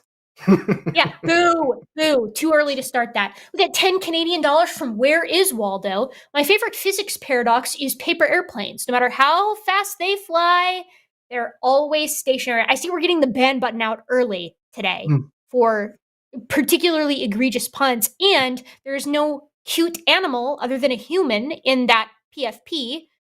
So you have officially made the list. It's not a list you want to be on. To be fair, there might be a bird in that beard of his. There might be. It's possible. I would love that. All This right. one's you, We Aaron. have, yes, we got 10 pounds from Barbara Barrett. Coffee to get started. Hi, Erika and Aaron. Coffee Hello. is an excellent choice. We got 5 Canadian dollars from Reverend Nate. 2 MNF games. While Erika and Aaron do a show, this evening I'm getting my stupid in with my smart. Fuck yeah. What is MNF? Someone in the chat tell me what MNF is. Hold on, I'm checking. Someone's going to say. I definitely don't know. I'm horrendous with acronyms. Someone's going to say. Meanwhile, how about this $10 super chat from the Atheist Mechanic? I keep saying this, but I'm so beyond tired of living through major historic events on a seemingly daily basis. I'm so exhausted. Back during the first Trump presidency, especially in 2020, I remember there was this meme coming on over and over again on Facebook where it's Captain Picard, the bridge of the Enterprise, everything shaking, And the caption was, "How I feel every single day of this year, waking up, damage report." We're not doing well. Things are not going well. Oh, Monday Night Football. Okay, sorry. Sorry, that you know who you're talking to, right? Like, you know who you're talking to. It's too gigantic. I don't know, Aaron, do you watch sports? Are you a sports guy? Very rarely. I have gone to a couple hockey games here in Boston with my wife, and especially seeing a sport like that in person, it's almost like watching a play. You don't know what the lines are, but the action and the drama just develops itself, and you can easily get into it when you're in a crowd, in a person, with a fast game like hockey. But in general, no thank you. Actually, the most recent live sporting event that I went to was also a hockey game. My husband is, as chat knows, a big Maple Leafs fan, which is suffering for him constantly. He's suffering nonstop. Also, somebody in the chat told me that the Namib Desert is actually not connected to the Sahara. It's a coastal desert. That's on me, folks. But if I had to pick between the Namib Desert and the Sahara, I think with relation to the importance to human evolution, it's still got to be the Sahara. But I would like to visit the Namib Desert personally. $10 from Bobby Kinniston. Oh, good, Bobby. I love seeing you around here with still trying to make Bonobone happen. Erika, you said you hated Bonobone last time. That's true. So I'm retiring it. True, it's one of 5 things I've created that I'm proud of, but it's done. Even if you decide you want it back, I'll say no. Luckily for you, I don't want it back, Bobby. I know that this was a plea for sympathy from me, and I did feel a pang, but I shoved the sin of empathy down. And instead, I realized that I can be strong and still bust your chops a little bit. All right. How about $5 from Logan Jacobs? Hey, Erika, any idea what happened to Grayson Hawk? It's been a while since he posted to his channel.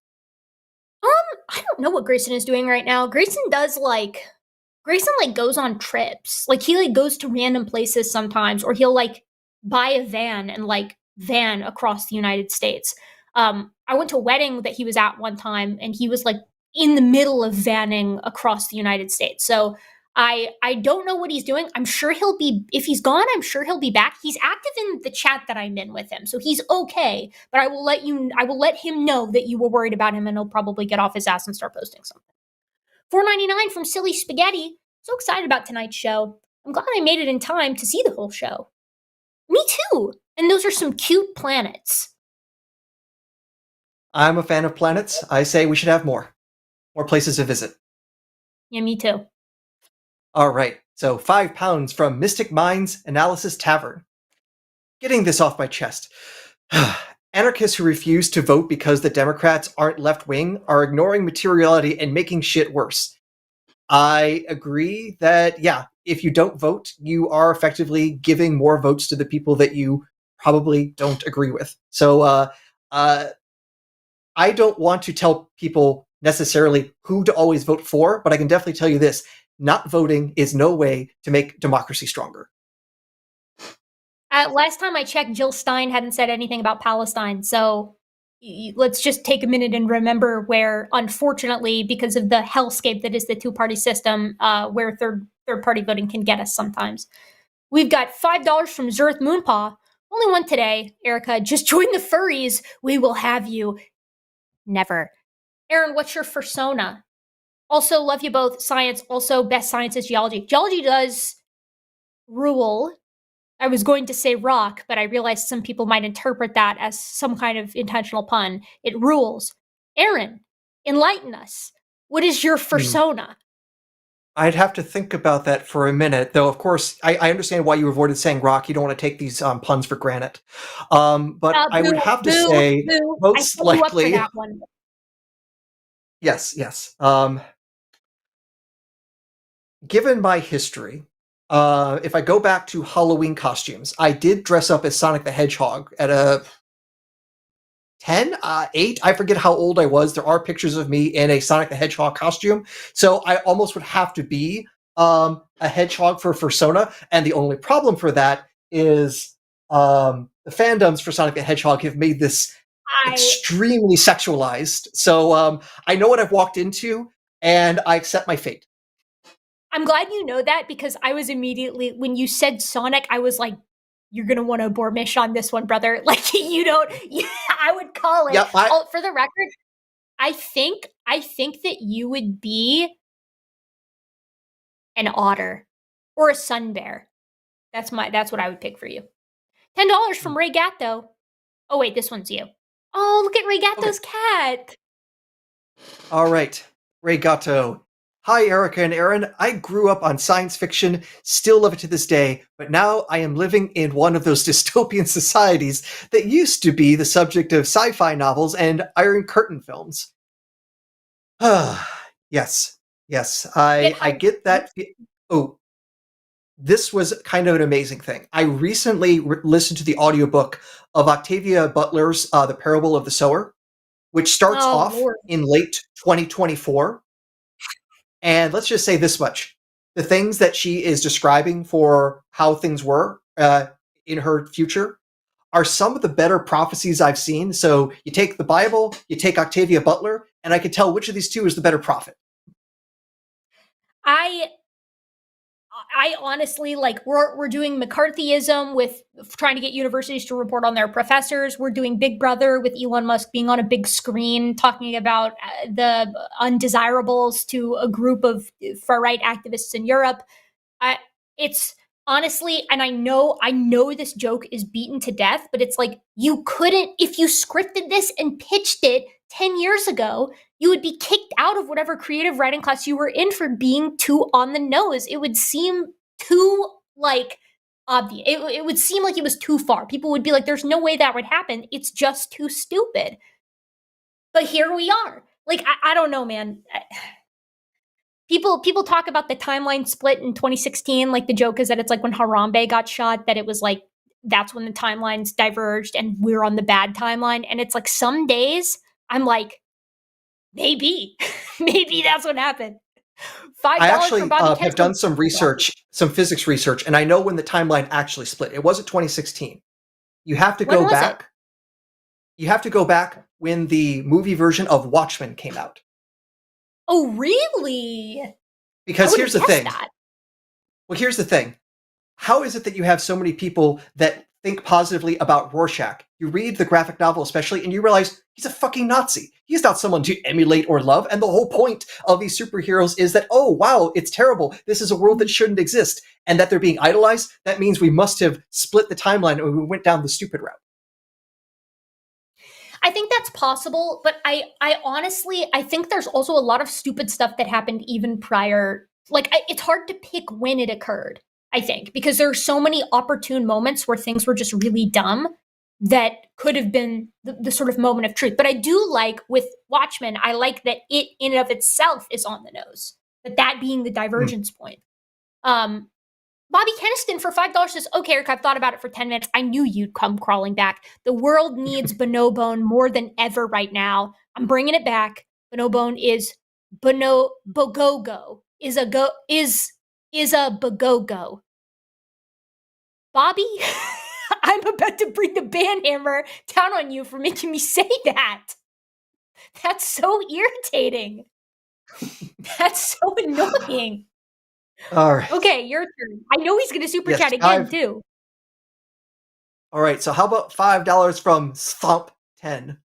What is your strongest argument against polystrate fossils? I saw Erika's video on it, but I want to know how you would debate against it.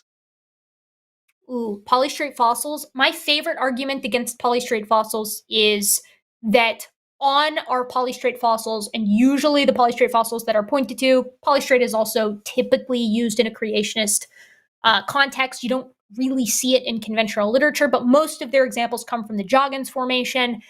And the majority of polystrate fossils, at least that I've investigated, exhibit regenerative growth. So what that means is that if a tree is sort of swamped by a significant amount of mud in seasonal flooding, which happens all the time on trees that live near riversides, the mud will sort of be halfway up the tree, but not all the way. Like, it won't cover it entirely. And as a result, trees that grow branches sort of all along their trunk will exhibit regenerative growth, where the little not saplings, like little early branches, I don't know the word for it, but it's like branches that are sort of in the progress of growing, will start to grow upwards towards the rest of the tree to kind of pull themselves up out of the mud. Now, regenerative growth is something that happens at certain depths where it's actually feasible for the tree to exhibit this kind of growth, trees that are completely stacked, like completely all the way under mud, don't exhibit it. Now, a global flood is not going to cover a tree up halfway and then wait several weeks for it to exhibit regenerative growth and then bury it the rest of the way. It's just not going to happen. Regenerative growth is associated with seasonal flooding in virtually every extant context that we see it. So why do all these polystrate trees exhibit regenerative growth? Maybe because they were buried in seasonal flooding, not completely submerged, but swamped with with silt and sediment during floods that happen during the spring and during the fall, as they do today, and then the tree tries to recover. You don't see that in trees that are completely subsumed in non-seasonal floods, but in large-scale, like flash flood events that actually kill the trees. Their little rootlets are torn up out of the ground. It's simply not what we see. And also there is the case that it's not millions of years of sediment that these things are extruding up through. I mean, you can observe this phenomenon through seasonal flooding as well. Yeah, it's That's probably worth bringing it down. Yeah, it's probably worth bringing it to one line. Layers does not mean millions of years. Yeah. We got $5 from Pibblepunk. This one was me. Science says trans rights. That's true. Science says trans rights. I say trans rights. And I say as well. All right. Yeah, this one's here. We got $10 from God's Sinner. On behalf of Zurith Moonpaw, when is archaeology ready for grave robbery? From Caracal. Oh, like when does it become archaeology instead of grave robbery? That's a great question. I don't know the answer to that. Maybe I would arbitrarily say when the civilization to whom the dead belong has been gone for a couple hundred years. If the civilization is around, you're probably grave robbing. And even then, it's probably still grave robbing, if we're being honest. Also, it's not a hack to kill the civilization off yourself and then grave rob it. That's still grave robbing. If you kill off the civilization, you're grave robbing. Yeah, it's probably worth stating that because unfortunately Stephen Miller might be listening to today's program and be getting terrible ideas. Oh, no doubt. No doubt. $5 from Nightshade 955. That PFP, is that you covered in shaving cream? That's very scary to me. That looks like an analog horror shot. This is my first time super chatting. So hello, Erika and Aaron. One question for Erika. Do you have book recommendations about ancient hominids? Yes, I do. How many books do I want to recommend? If you want an introductory text that's going to be good and give you a nice round intro to biological anthropology look, I would recommend Processes in Human Evolution by Ayala and Sila Kandi. It's phenomenal. It's a little bit, you might even put it at maybe like a 2,000 or 3,000 level class. I still think it's phenomenal. And I think that if you're interested in ancient hominins and hominids, I will say it's definitely worth a read. If you are meaning hominids in this sense and you want to know about just Miocene apes, you can't go wrong with reading An Ape's View of Human Evolution by Peter Andrews or The Real Planet of the Apes by David Begun. Those are both phenomenal. If you want like a little bit of both, you can read First Steps by De Silva. If you want to focus on later hominids, you can read Kindred by Rebecca Ragg-Sykes. What am I missing? Am I missing some other good intro levels? I think that'll get you started. That'll definitely get you started. $5 from Regato. I hated astronomy because black holes suck. # good jokes. Problem. Black holes do not actually suck. No more than the Earth sucks. You deserve that, Regato. You deserve the chastising you're getting from Aaron right now. Also, I noticed that your PFP changed. That's a different picture of your cat. Very cute still, though. Yes. We got $10 from Legally Maud. In the host's opinion, is telling people to Google it a form of ableism. I don't understand why it isn't most people's first impulse when they hear something that they don't understand.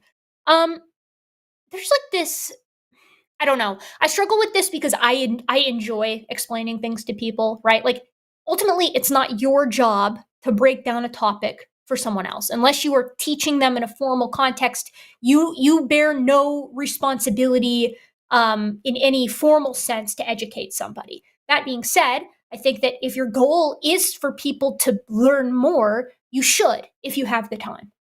You can say Google it if you're not feeling up to it. I don't think that there's any moral failing in that. But I can't help myself, and so oftentimes I try to explain it if I understand it, because I think it's fun, and I like watching somebody's face as they understand something. I don't think that it's ableist, but I'm willing to be corrected on that. If it is and I'm missing something, someone enlighten me, because I don't think it is. I wouldn't classify it as such.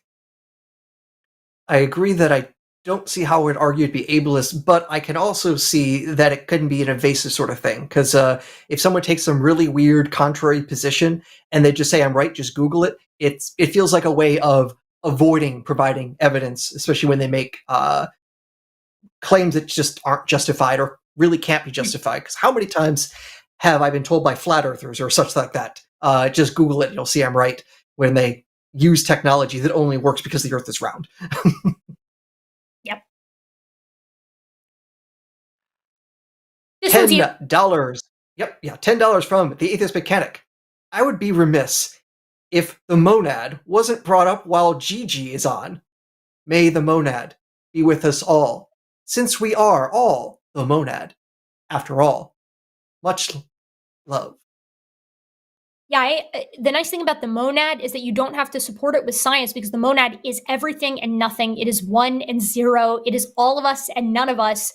It simply is. I mean, truly, that's the only time I've ever been soundly defeated here on the line, is with the monad caller, because you just can't fight with the monad. It is what it is, you know? I caught to that. Also, you guys should all pester Jimmy to get monad and monad adjacent merch, since that's something that we do on this channel. Vote for monad for your next t-shirt purchase. Any loved one would love to receive a monad divinely blessed sticker, or a Stanley cup with the monad on it, or like a sweatshirt. The possibilities are endless. So email Jimmy. $4.99 from Overly Polite Rebel. Erika, the kitten in my profile pic was adopted this weekend and left for her forever home today.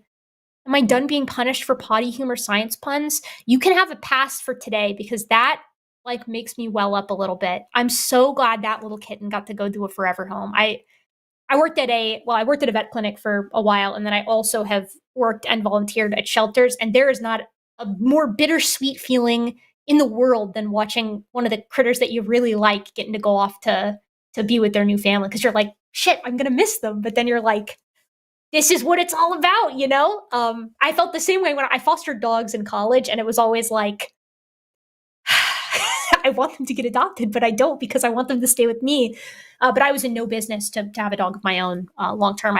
I wasn't financially stable enough. So anyways, yes, you're forgiven for now until your next trespass. Consider this your confession. Oh, we have definitely gone full Catholic tonight, haven't we? Yeah. All right. Yes, we have. Now, in this case, we have a picture of a good boy, a $10 good boy donation from S Jail. We seem to be well on the road to idiocracy. Mike Judge said it was going to take 500 years, not 10. I'd end with a joke, but I'm not feeling very punny today. Well, you know, I was looking at your profile picture, and the beagle is adorable, so I would say let's leave this problem to Beaver and see what we can do with that. I do like that little pup. I love seeing SJL's dog. $4.99 from Hannah Hodgkins. I have a huge problem with people claiming miracles happen to them, but so many others suffer so greatly. Yeah, there's that too. Yep. I mean, this is what I was saying about the washer miracle, because it's like, I just have a hard time to believing that God's going to intervene with that, or with a football game. That one really pisses me off, where it's like, God won this for us tonight. And then it's like, what's he doing about Sudan right now? or Gaza, or the Uyghurs. There's a lot. I feel like there's a lot of ways that he could spend his time doing other miracles, I think.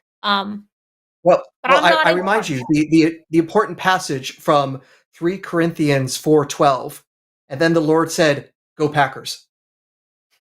Three Corinthians, also my favorite. Yeah, go Birds too. Is this There one is you or actually a me? 3rd Corinthians, but it's a pseudographic novel or book. Oh, it doesn't count. Okay, this one is you though.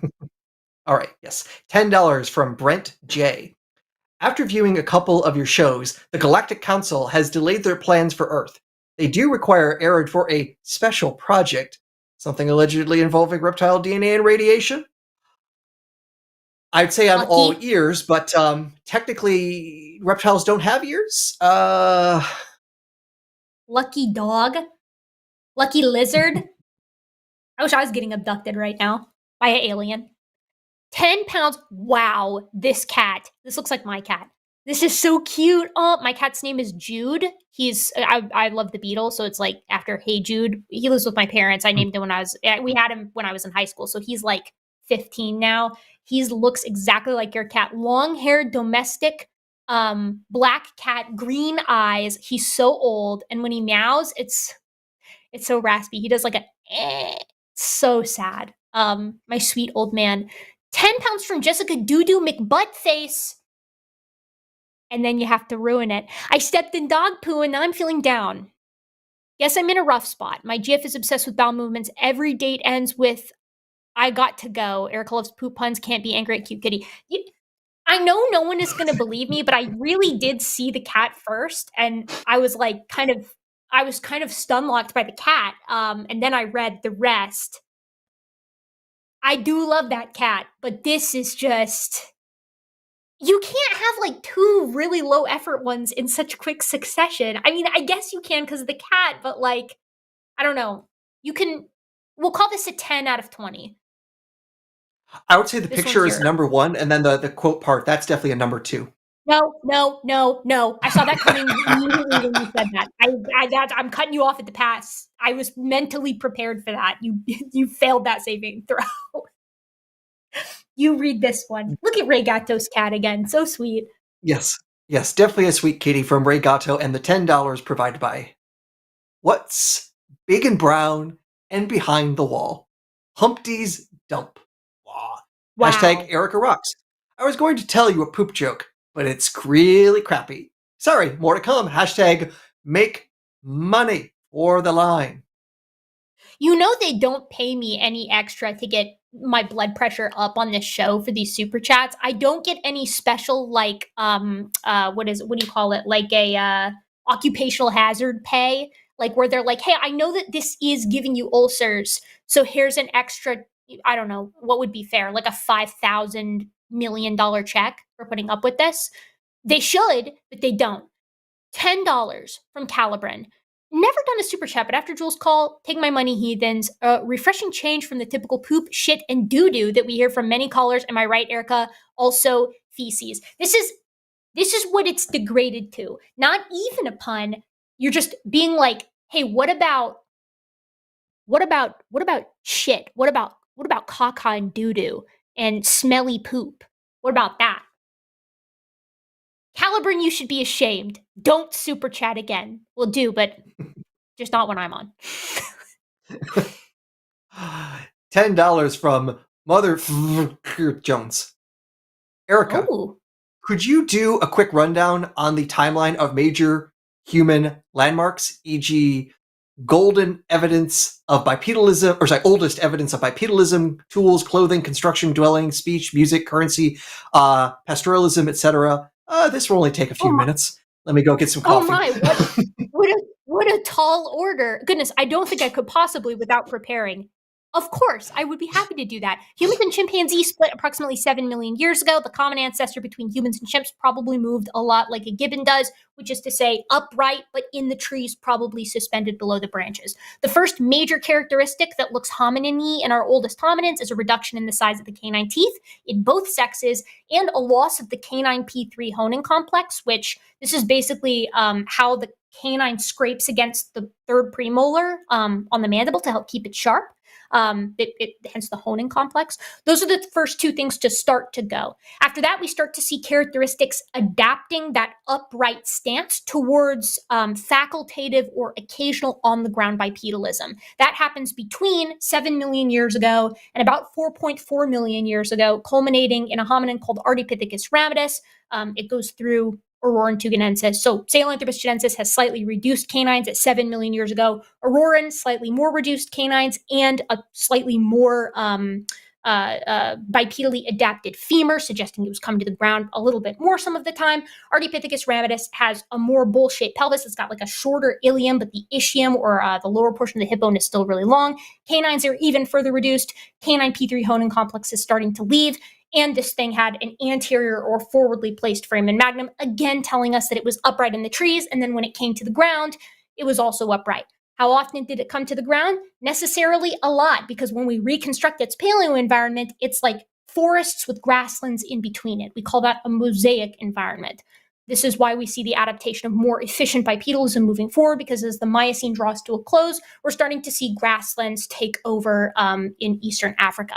After Ardipithecus ramidus, we see the first members of Australopithecus in the form of Australopithecus anamensis and Australopithecus afarensis. By the time we reach these guys, they are fully adept at walking upright when they're on the ground. They have an inline big toe. They've got 3 arches in their feet. Their pelvis is a bowl shape, like how our pelvises are bowl shaped. They've got the start of that S-shaped spine. Foramen magnum is forward, and now the canines is really small in both sexes, and that honing complex is completely gone. In Ardipithecus before it, canines were still like big, like you would see them and you'd be like, wow, that's kind of impressive, and they honed a little bit. Not so in Australopithecus. However, brain case size is still super duper small, and they still have curved fingers for hanging out in the trees and really mobile shoulders so that they could hold their arms directly above their head or tree moving about. Australopithecus is also the first hominin that we associate with tool use at the site of Lomekwi at about 3.3 million years ago. The first members of genus Homo show up about 2.8 million years ago in the forms of Homo habilis, and compared to everything that came before, they're really efficient on the ground, arguably more so than the hominins that came before. Legs are a little bit longer, face is a little bit flatter, brain is a little bit bigger, but not substantially different, not doing anything totally wholly unique compared to Australopithecus that came before it. So let's see, we've covered bipedalism, we've covered tool use, we've covered canines. Let's see, after Homo habilis, we see Homo rudolfensis and early members of Homo erectus, or if you want to split it up, you can call it, instead of saying Homo erectus, you can say Homo georgicus, Homo ergaster, and Homo erectus, as sort of subset species within it. And it is in that group, the Homo erectus-like guys, that we probably see the first tools, or not first tools, excuse me, the first clothing, because these guys are found in really cold environments, because this is the hominin that first left Africa. We see the first constructed dwellings, arguably at Olduvai, but certainly abroad.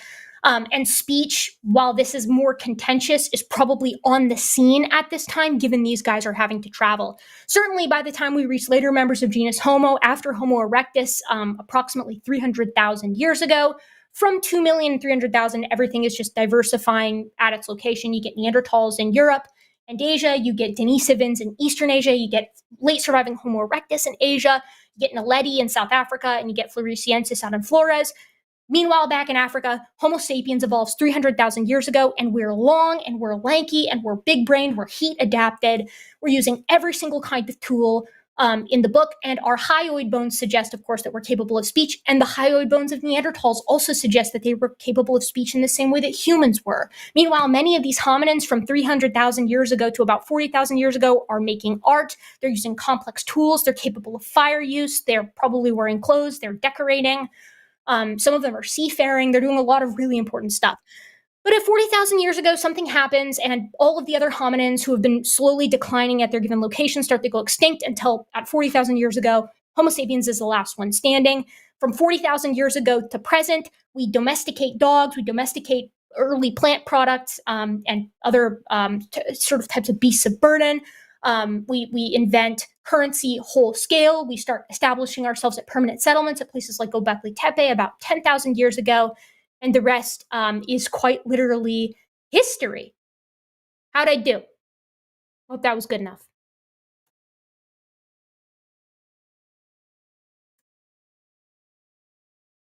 Next super chat. Look, I can keep going. yeah, that got you going.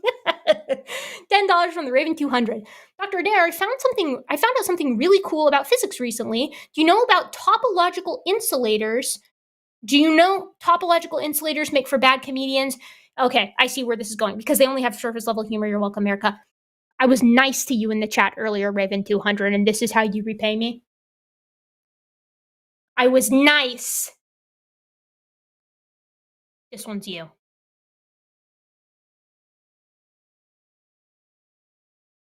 Oh, are you? Aaron, you're muted. Yep, yeah. I just was saying, I feel a bit bad. I stepped away and a physics pun came by. No, I was glad. You deserve that. All of you deserve that. And they're talking about like currents and electric flow and like that, and that conducts with me really well. I'm gonna beat you to death with a hammer. You could try that, but I have a very strong magnetic personality, so the hammer would stick to me. The hammer will be rubber. It'll be a mallet. A rubber mallet. I thought ahead. Okay. Well, you are now prepared to both knock my noggin in and fight Magneto. So you are well prepared. I am. All right. How about $10 from... All right. So how about these $10 from Mother Jones? I will try to pronounce this better next time. Aaron, I'm curious. If the strong force creates new quarks instead of allowing quarks to separate by more than a hadron's width, how is there empty space? Need there only be one other quark in range? So, in one sense, empty space cannot exist because of quantum mechanics, that space on its own will apparently basically have some non-zero amount of energy. We even call this zero-point energy. It's not something that we could harness and move cars around, but it shows that actually you can't have absolutely no energy even in a complete vacuum system. And just also so there's some context here, here's the weird thing.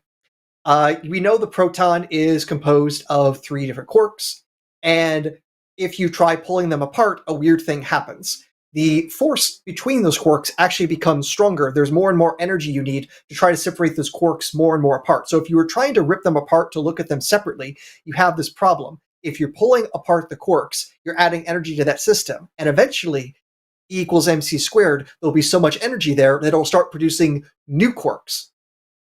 And so you're trying to rip apart an atom, and what do you get? Pfft, more atoms.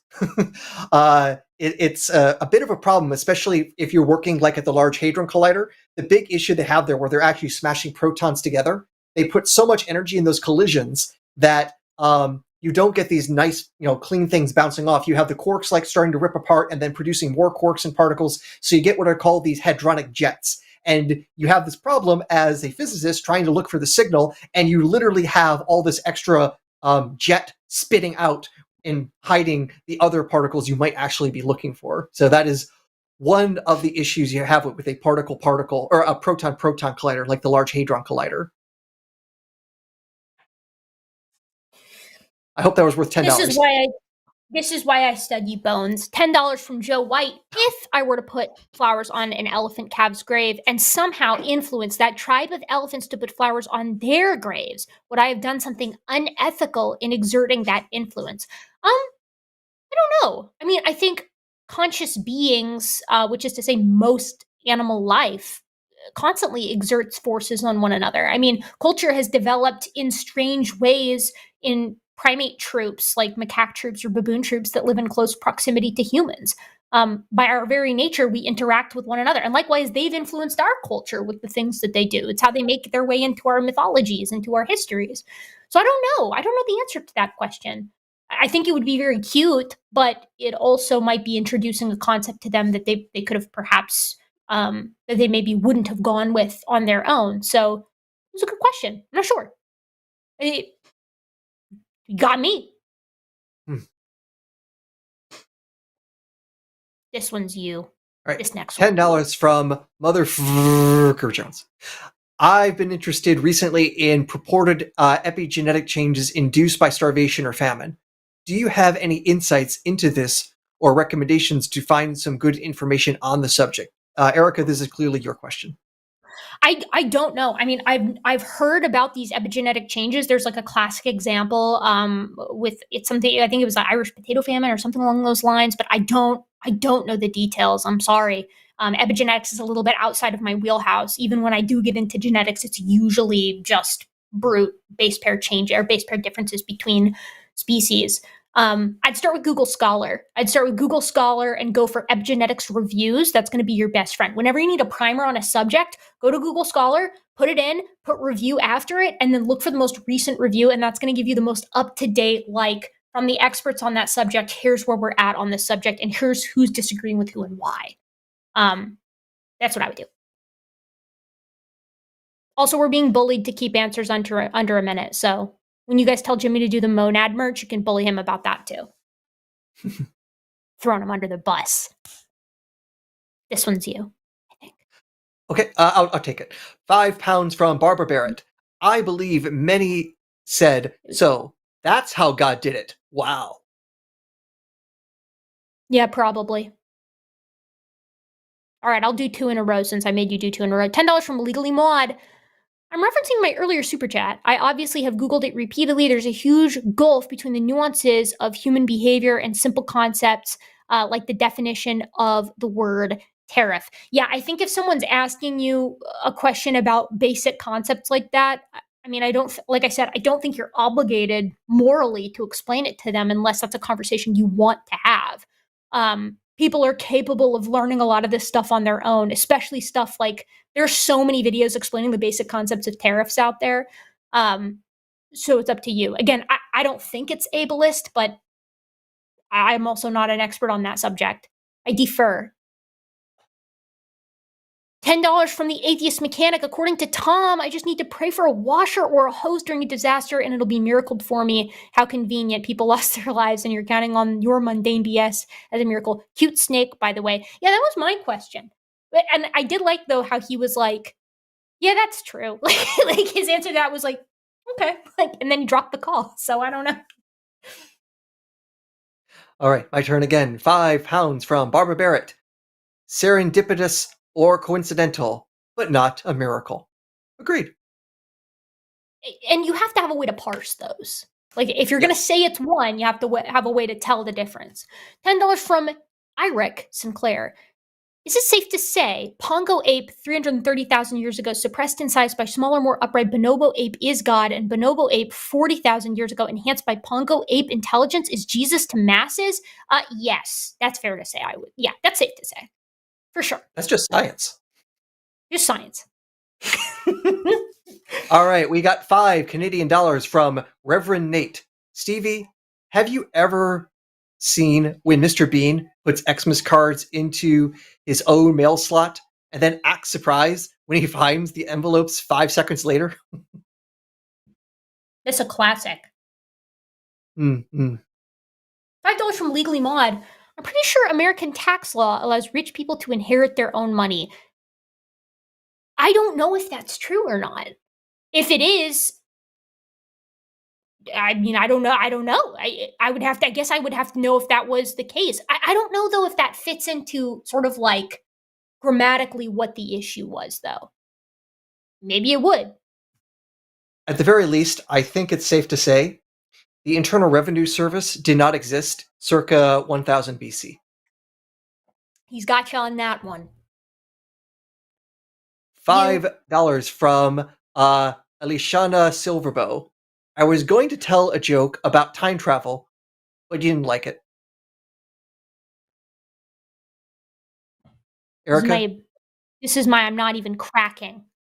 Okay, I understand $20. time travel jokes can make you tense. And you know what I was just going to say? I was going to say that ticks me off. That was what I was going to say, but then clocks tick. So you see why I didn't actually use it. It's easy to fall into the trap. I gotta hand it to you. Ha ha ha ha ha. Very funny. Here's my joke is like one of those anti-jokes. It's me standing on your roof, and when you walk outside, I drop a grandfather clock on you, and it kills you instantly. $20. I'm kidding, Aaron. Why do I keep calling you Aaron? Aaron and Aaron, and I host with both of you guys. Whatever. $20 from God Sinner. This reminds me of what started me not following a specific religion, I learned about how Persephone was originally under the underlord before Greeks, then looking at how Christmas and other pagan traditions were adapted from Kara.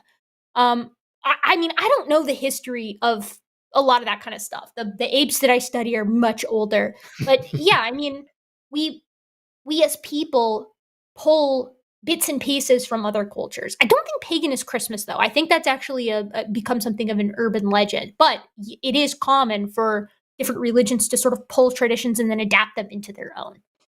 A lot of that, let's just say it's complex. It's not the simple, straightforward that, oh, the Christians just simply stole from the pagans. There are aspects that are definitely continuations of previous non-Christian traditions, but most of the stuff you see out there online is bad scholarship from the 19th century. So please be cautious there. But Persephone being part of like the underworld running things, yeah, that seems to have precedent going back to Sumerian mythology. Ooh.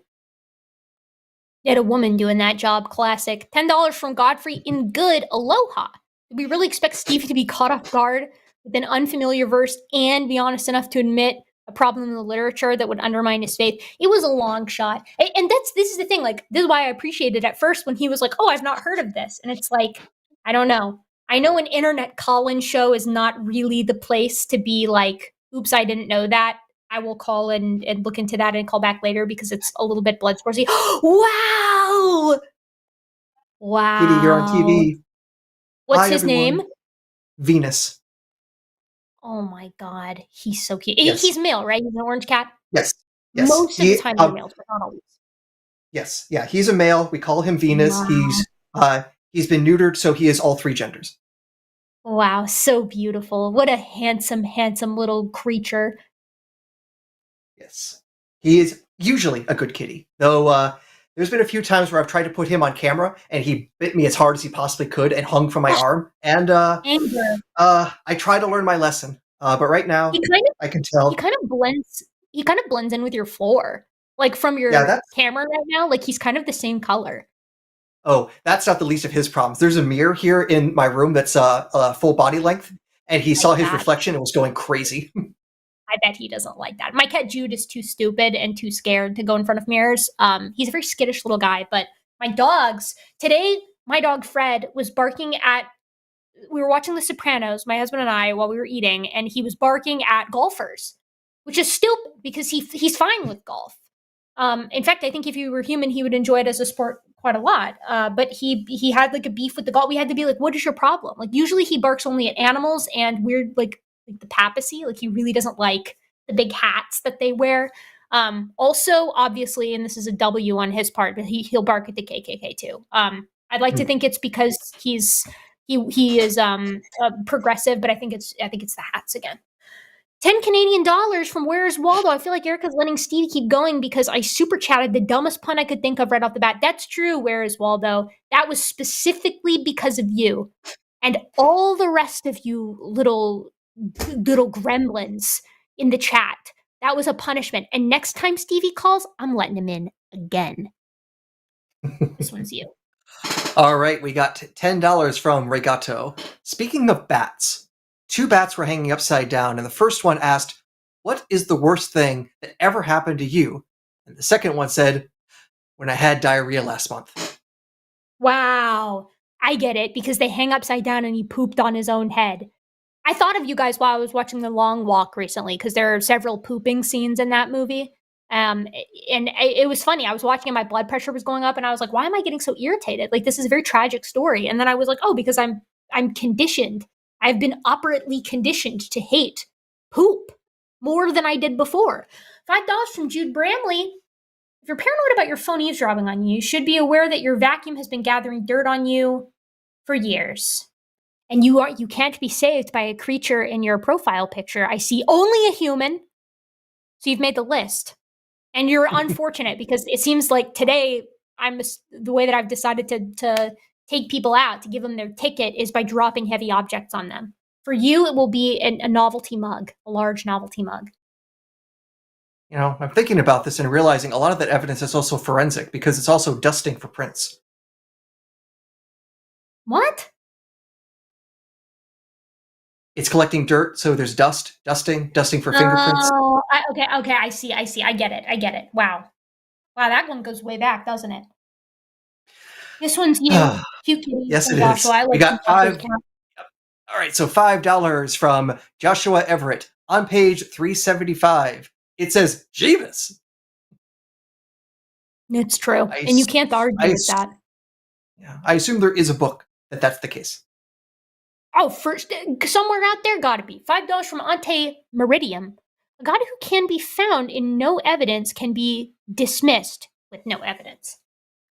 Yeah, I mean, if you want to live an empirical life and you want to accept things through methodological naturalism, which I tend to want to do, then yeah, right? I mean, it's completely unfalsifiable. Mhm. So not very robust, we'll say. Yeah. You know there's also a name for this bit of phraseology. Hitchens' razor. That's I've heard right. Yes. I've heard of that Yeah. before. Now, two differences. He said it with a little bit different verbiage, and of course, he says it with his accent, which I can't even pretend to emulate. But Yeah. I think the exact phrase was, that which is asserted without evidence can be dismissed without evidence. Dismissed without evidence. Right. Okay, that's jogging my memory. I've definitely heard that association before. That's good. That's a good one to have offhand. Mhm. Okay, $10 from the atheist mechanic. There's some quote out there stating that theists are searching for a non-existent black cat in a dark room and claiming they found it. Seems applicable here. I forget where that quote came from. I don't know, but I like to see that snake. Oh, I remember. So one of the podcasts I listen to is the Phil Ferguson show. Phil Ferguson is an atheist and financial expert. Mhm. And he has these little buffer clips, and one of them is this bit of monologue from a comedian. I don't remember which comedian it is, but it has that phrase being in there of these two people discussing, like one person, a religious person, the other one not so, and saying, no, I think it's specifically like with the Pope and then a non-religious person.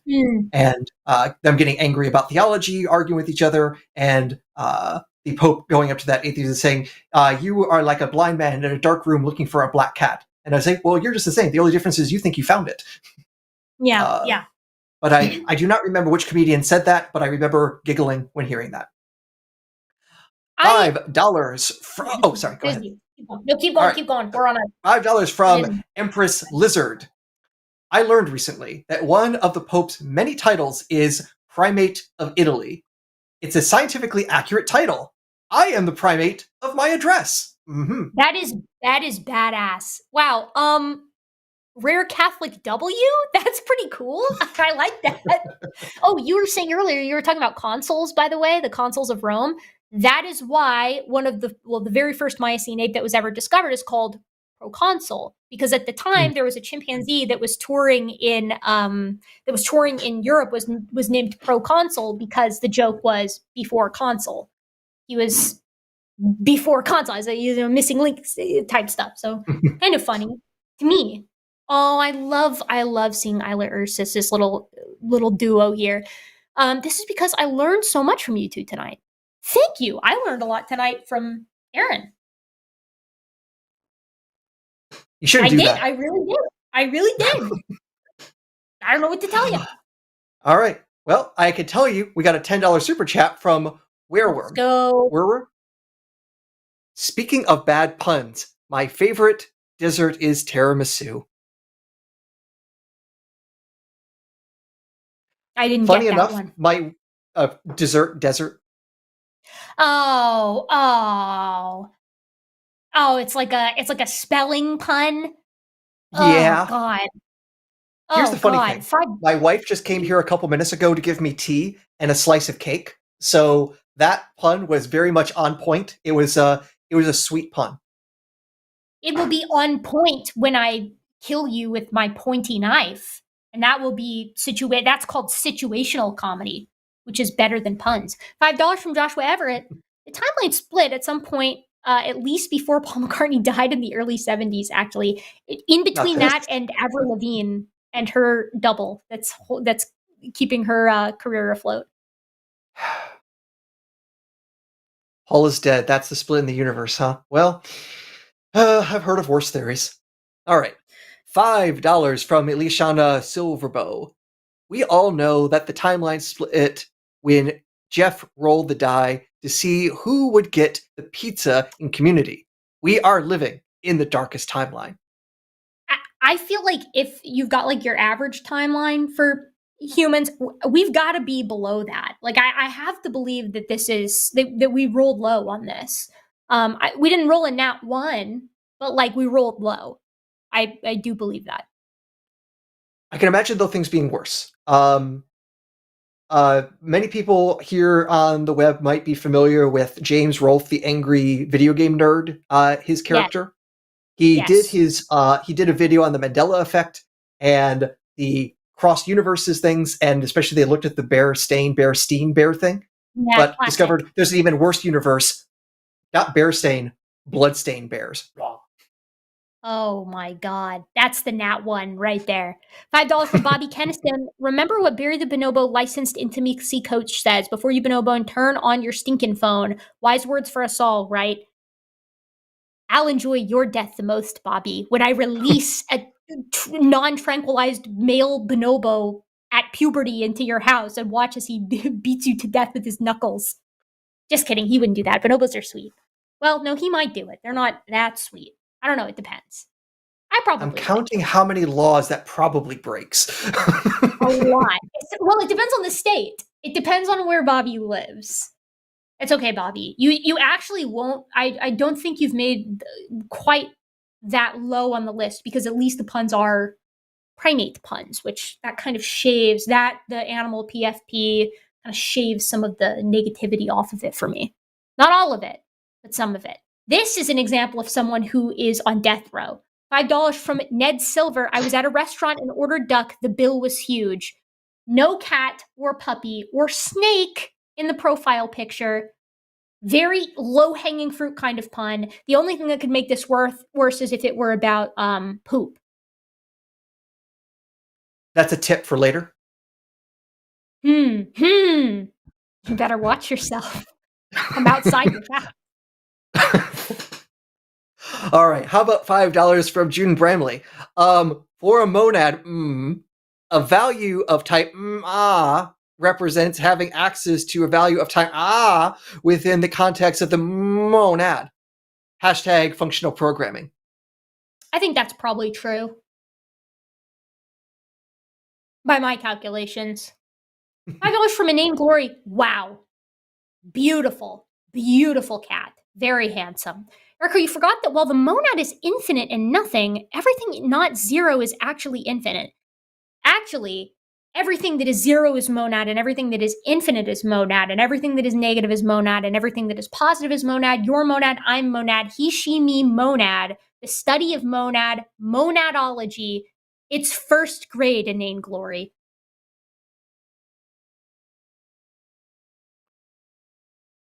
I guess I need to ride the Magical Mystery Tour to follow this very deep rabbit hole. It's extremely. Yeah, I'd go. It's actually about as shallow as a kiddie pool. That's the worst part about it. It's about as I'm in the deep kiddie as a pool, and monad. I'm in the kiddie pool, and I'm taking out the shovel, and I'm trying to dig through it anyways. Yeah, you can try. You won't get to the. It's like it's like a infinitely deep and infinitely shallow. It's a monad kiddie pool. It's a monad pool. All right, how about $10 from Ray Gatto? Did I tell you that the neighbor's dog was making a doo-doo in my garden? My wife told me to get the shovel and throw it over the fence. I did, and now they won't give my shovel back. I like the setup. I like it. This is good. This is good. This isn't a pun. Like, this is a regular joke with a regular punchline. Yes. Yeah, okay. That's fine. Wow, how refreshing, Regato. That was just downright beautiful. $10. Wow, I'm in a good mood now. $10 from the Raven 200 update, Erika. My 11-story tall Raven mech suit is almost done. I just need to decide which ranged attack to incorporate. It should be effective against a giant gibbon. I'm indecisive. Wish me luck. You're going to need to do some additional tinkering, because I actually had a fight with one of my rivals and recently unlocked a new, previously locked power, which is like a seismic shield, where like I scream and like smack my knuckles on the ground and I get like a orb sphere, kind of like in Smash Bros. Melee. So you're really going to want to think carefully about what you use to try to breach those defenses. You. $10 from Stephen G. Clinard. SkepTalk is the best. Science hosts are the best. I think I'm a little bit biased, but I agree, and this is 100% true. No, I think that that's perfect and very true. $5 from Heather Lewis. What's the craziest letter? D, because D's nuts. We're keeping things real classy here on SkepTalk. Reading all the super chats. We got the freshest memes, only the best jokes. And with that, we got $4.99 from Overly Polite Rebel, and the cat, it looks like he's about to go for a swim. No, he's got that. It's so he doesn't lick his own wounds. Okay.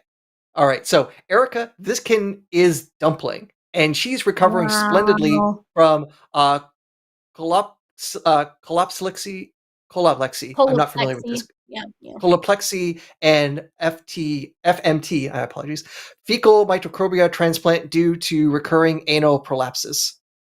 That's not uncommon with kittens too. Like we actually had a kitten that had a similar problem where it was the prolapses just wouldn't stop coming. And it always sucked for the little guy because it was like, you have to fix the problem and it's uncomfortable for them. And so I hope that I'm glad she's recovering, and I hope that it isn't going to recur again because I know how uncomfortable that is for those little guys. I do have to say, a lot of this is outside of my knowledge base, but would it be fair to say this cat has gone through a lot of shit? No, Aaron, and actually, how insensitive! Because usually, unfortunately, not usually, but occasionally there are issues with incontinence, and sometimes they don't eat because their tummies hurt. So usually their colons are empty, or at least the kitten that I had by the time we were working with him, his colon was mostly empty. Shame on you. $5 from Kate Space. Gosh, I just adore listening to people talk about their areas of expertise. Here, have some money. Luckily for you, that's what this show is. People push our talking buttons, and then we do the talking for way too long. Or just the right amount, depending on who you are. $5 from the Raven 200. Good, Erika. Let the hatred of puns flow through you. Foster and nurture that hate, and bring it to our fight. Our kaiju battle will be legendary. Luckily for you, Raven 200, my fight is it's got 3 stages, It's like the Elden Ring boss fight where my health bar's at 0, and then to your horror, it replenishes, and then we move the fight to space. It's gonna be great. $5 Australian from Hillhugger. The Ark of the Flood wasn't a magic zoo boat. There was only one dog on board, which technically made it a Shih Tzu. What an unusual and convoluted setup, typical for pun lords. Low hanging. And I thought this was going to be an opportunity for me to rant about how the flood didn't happen, Hillhugger. To the corner with you. Put on your dunce cap. And no animal profile pic, and bad pun joke, and shit in the joke. You're on the list. I'll be thinking about what heavy object to drop on you. On that note, yes, $5 from Kate Space. So something being dropped from Cape Space. All right, Erika, you too could have a handmade mug like June's if you get a P.O. box. Please don't kill my spouse with the mug. I'll get pinned. It'll get pinned on me. That's the plan, Kate Space. You're my fall person for this evil, heinous crime. When your spouse is pinned under a large novelty mug, it's always the spouse that did it, and I'll be in Boca by the time. I'll be long gone by the time they figure it out. I do need to get a P.O. box. A couple of people have offered to send wonderful gifts, and I have gotten 2 separate offers of human remains, which I have turned down because I don't have a P.O. box and because I don't know the legality of human remains through the mail. And mostly because I'm a P.O. box, right? And because it's illegal. Both in equal parts, of course. $4.99 from Overly Polite Rebel. Wow, look at this one with the little hat. I'm trying to ensure I pay my penance. This is my foster Phil, Georgia, trying her patriotic best. She's 2 and she's one of 20% of female orange cats. Yes, I talked to somebody at BajaCon this year who actually, I'm trying to remember the details of her story. She had it was an orange cat, female, but I believe she was karyotyped and had XXY chromosomes. I can't remember the exact. It was a bizarre situation, really unique for cats, super cool, and apparently the cat was super sweet, just like this sweet little foster Phil, Georgia. She is trying her patriotic best. I can't believe you even got that little hat on her. What a cutie patootie. $10 from the Atheist Mechanic. Since Harambe was mentioned, Richard's out for Harambe, beating the censors. We stand a perished king, unfortunately. Ooh. Whoa. We're getting there. $5 from Reverend Nate. Time the fuck out. Aaron is an angry video game nerd fan? I'm trying to think timeline-wise, and if memory serves, his stuff starts going online same proximate time I'm in college, and yeah, you really can't understand nerd culture online very well without that being a big part of it. So yeah, and when new stuff drops, I tend to watch. And weirdly enough, because I think AVGN has been around for 15 years, it's now been around long enough that there's a nostalgia factor about watching someone being nostalgic about video games when they were a kid. There's a it's an Ouroboros of nostalgia at that point, and I should be cautious. Of course. Yeah, there's an interesting, I think it's Dan Olson's video about angry video game nerd. But I like folding ideas. I think he's cool. Oh yeah, very good channel. That's it. Is that it? Are we done? Let's go. Okay, let me get our announcements in. Wonderful ladies and gentlemen, neither both and in between of the chat. Let me tell you what is coming up. Oh God. Wait, do we have it? Do I have it easily available? Oh, I know it's here somewhere. I clicked on it earlier. Was it? Okay, give me a second, folks. I'll find it. Is it maybe under our announcements? Please. Oh, thank God. Hold on. Let me check Discord. Yeah, you did. Where is it? You did at some point. Could you resend it to me really quick? Maybe just so that I can tell the folks what's coming on. Oh, I'm going to be in so much trouble for not being on top of this. This is when I get put in the box. Just made that up. I don't know. I don't even know what the box would be. The box is made out of puns. The box is made out of puns. Exactly. Yeah, they sink it down to the bottom of the sea, and it's just nothing but puns on the wall. Okie dokie. This Saturday, Justin from Deconstruction Zone and Eric of Skeptics and Scoundrels will be Zooming with patrons on Patreon /The Line. Our patrons get early access. No, they don't get early access to stuff. They get exclusive access to specific shows that I think all of us are doing a grand rotation on. So if you like this channel, if you like what we do here on The Line, and you want to get something out of it and also support us and what we do, consider joining the Patreon. I think, what is our lowest tier? Is it $3, $5, something like that? I think everybody has access. Okay, I think it's about $1 million, and you get access to. I think the lowest entry point for our Patreon gets access to everything. Folks, thank you so much for being here tonight for SkepTalk. I've been your host, Erika, a gentle and of course very modern ape, here with Dr. Adair. We'll see you real soon next time. Take care. Bye-bye. And then we next do our thing. Oh yes. As we continue to do the good stuff. All right.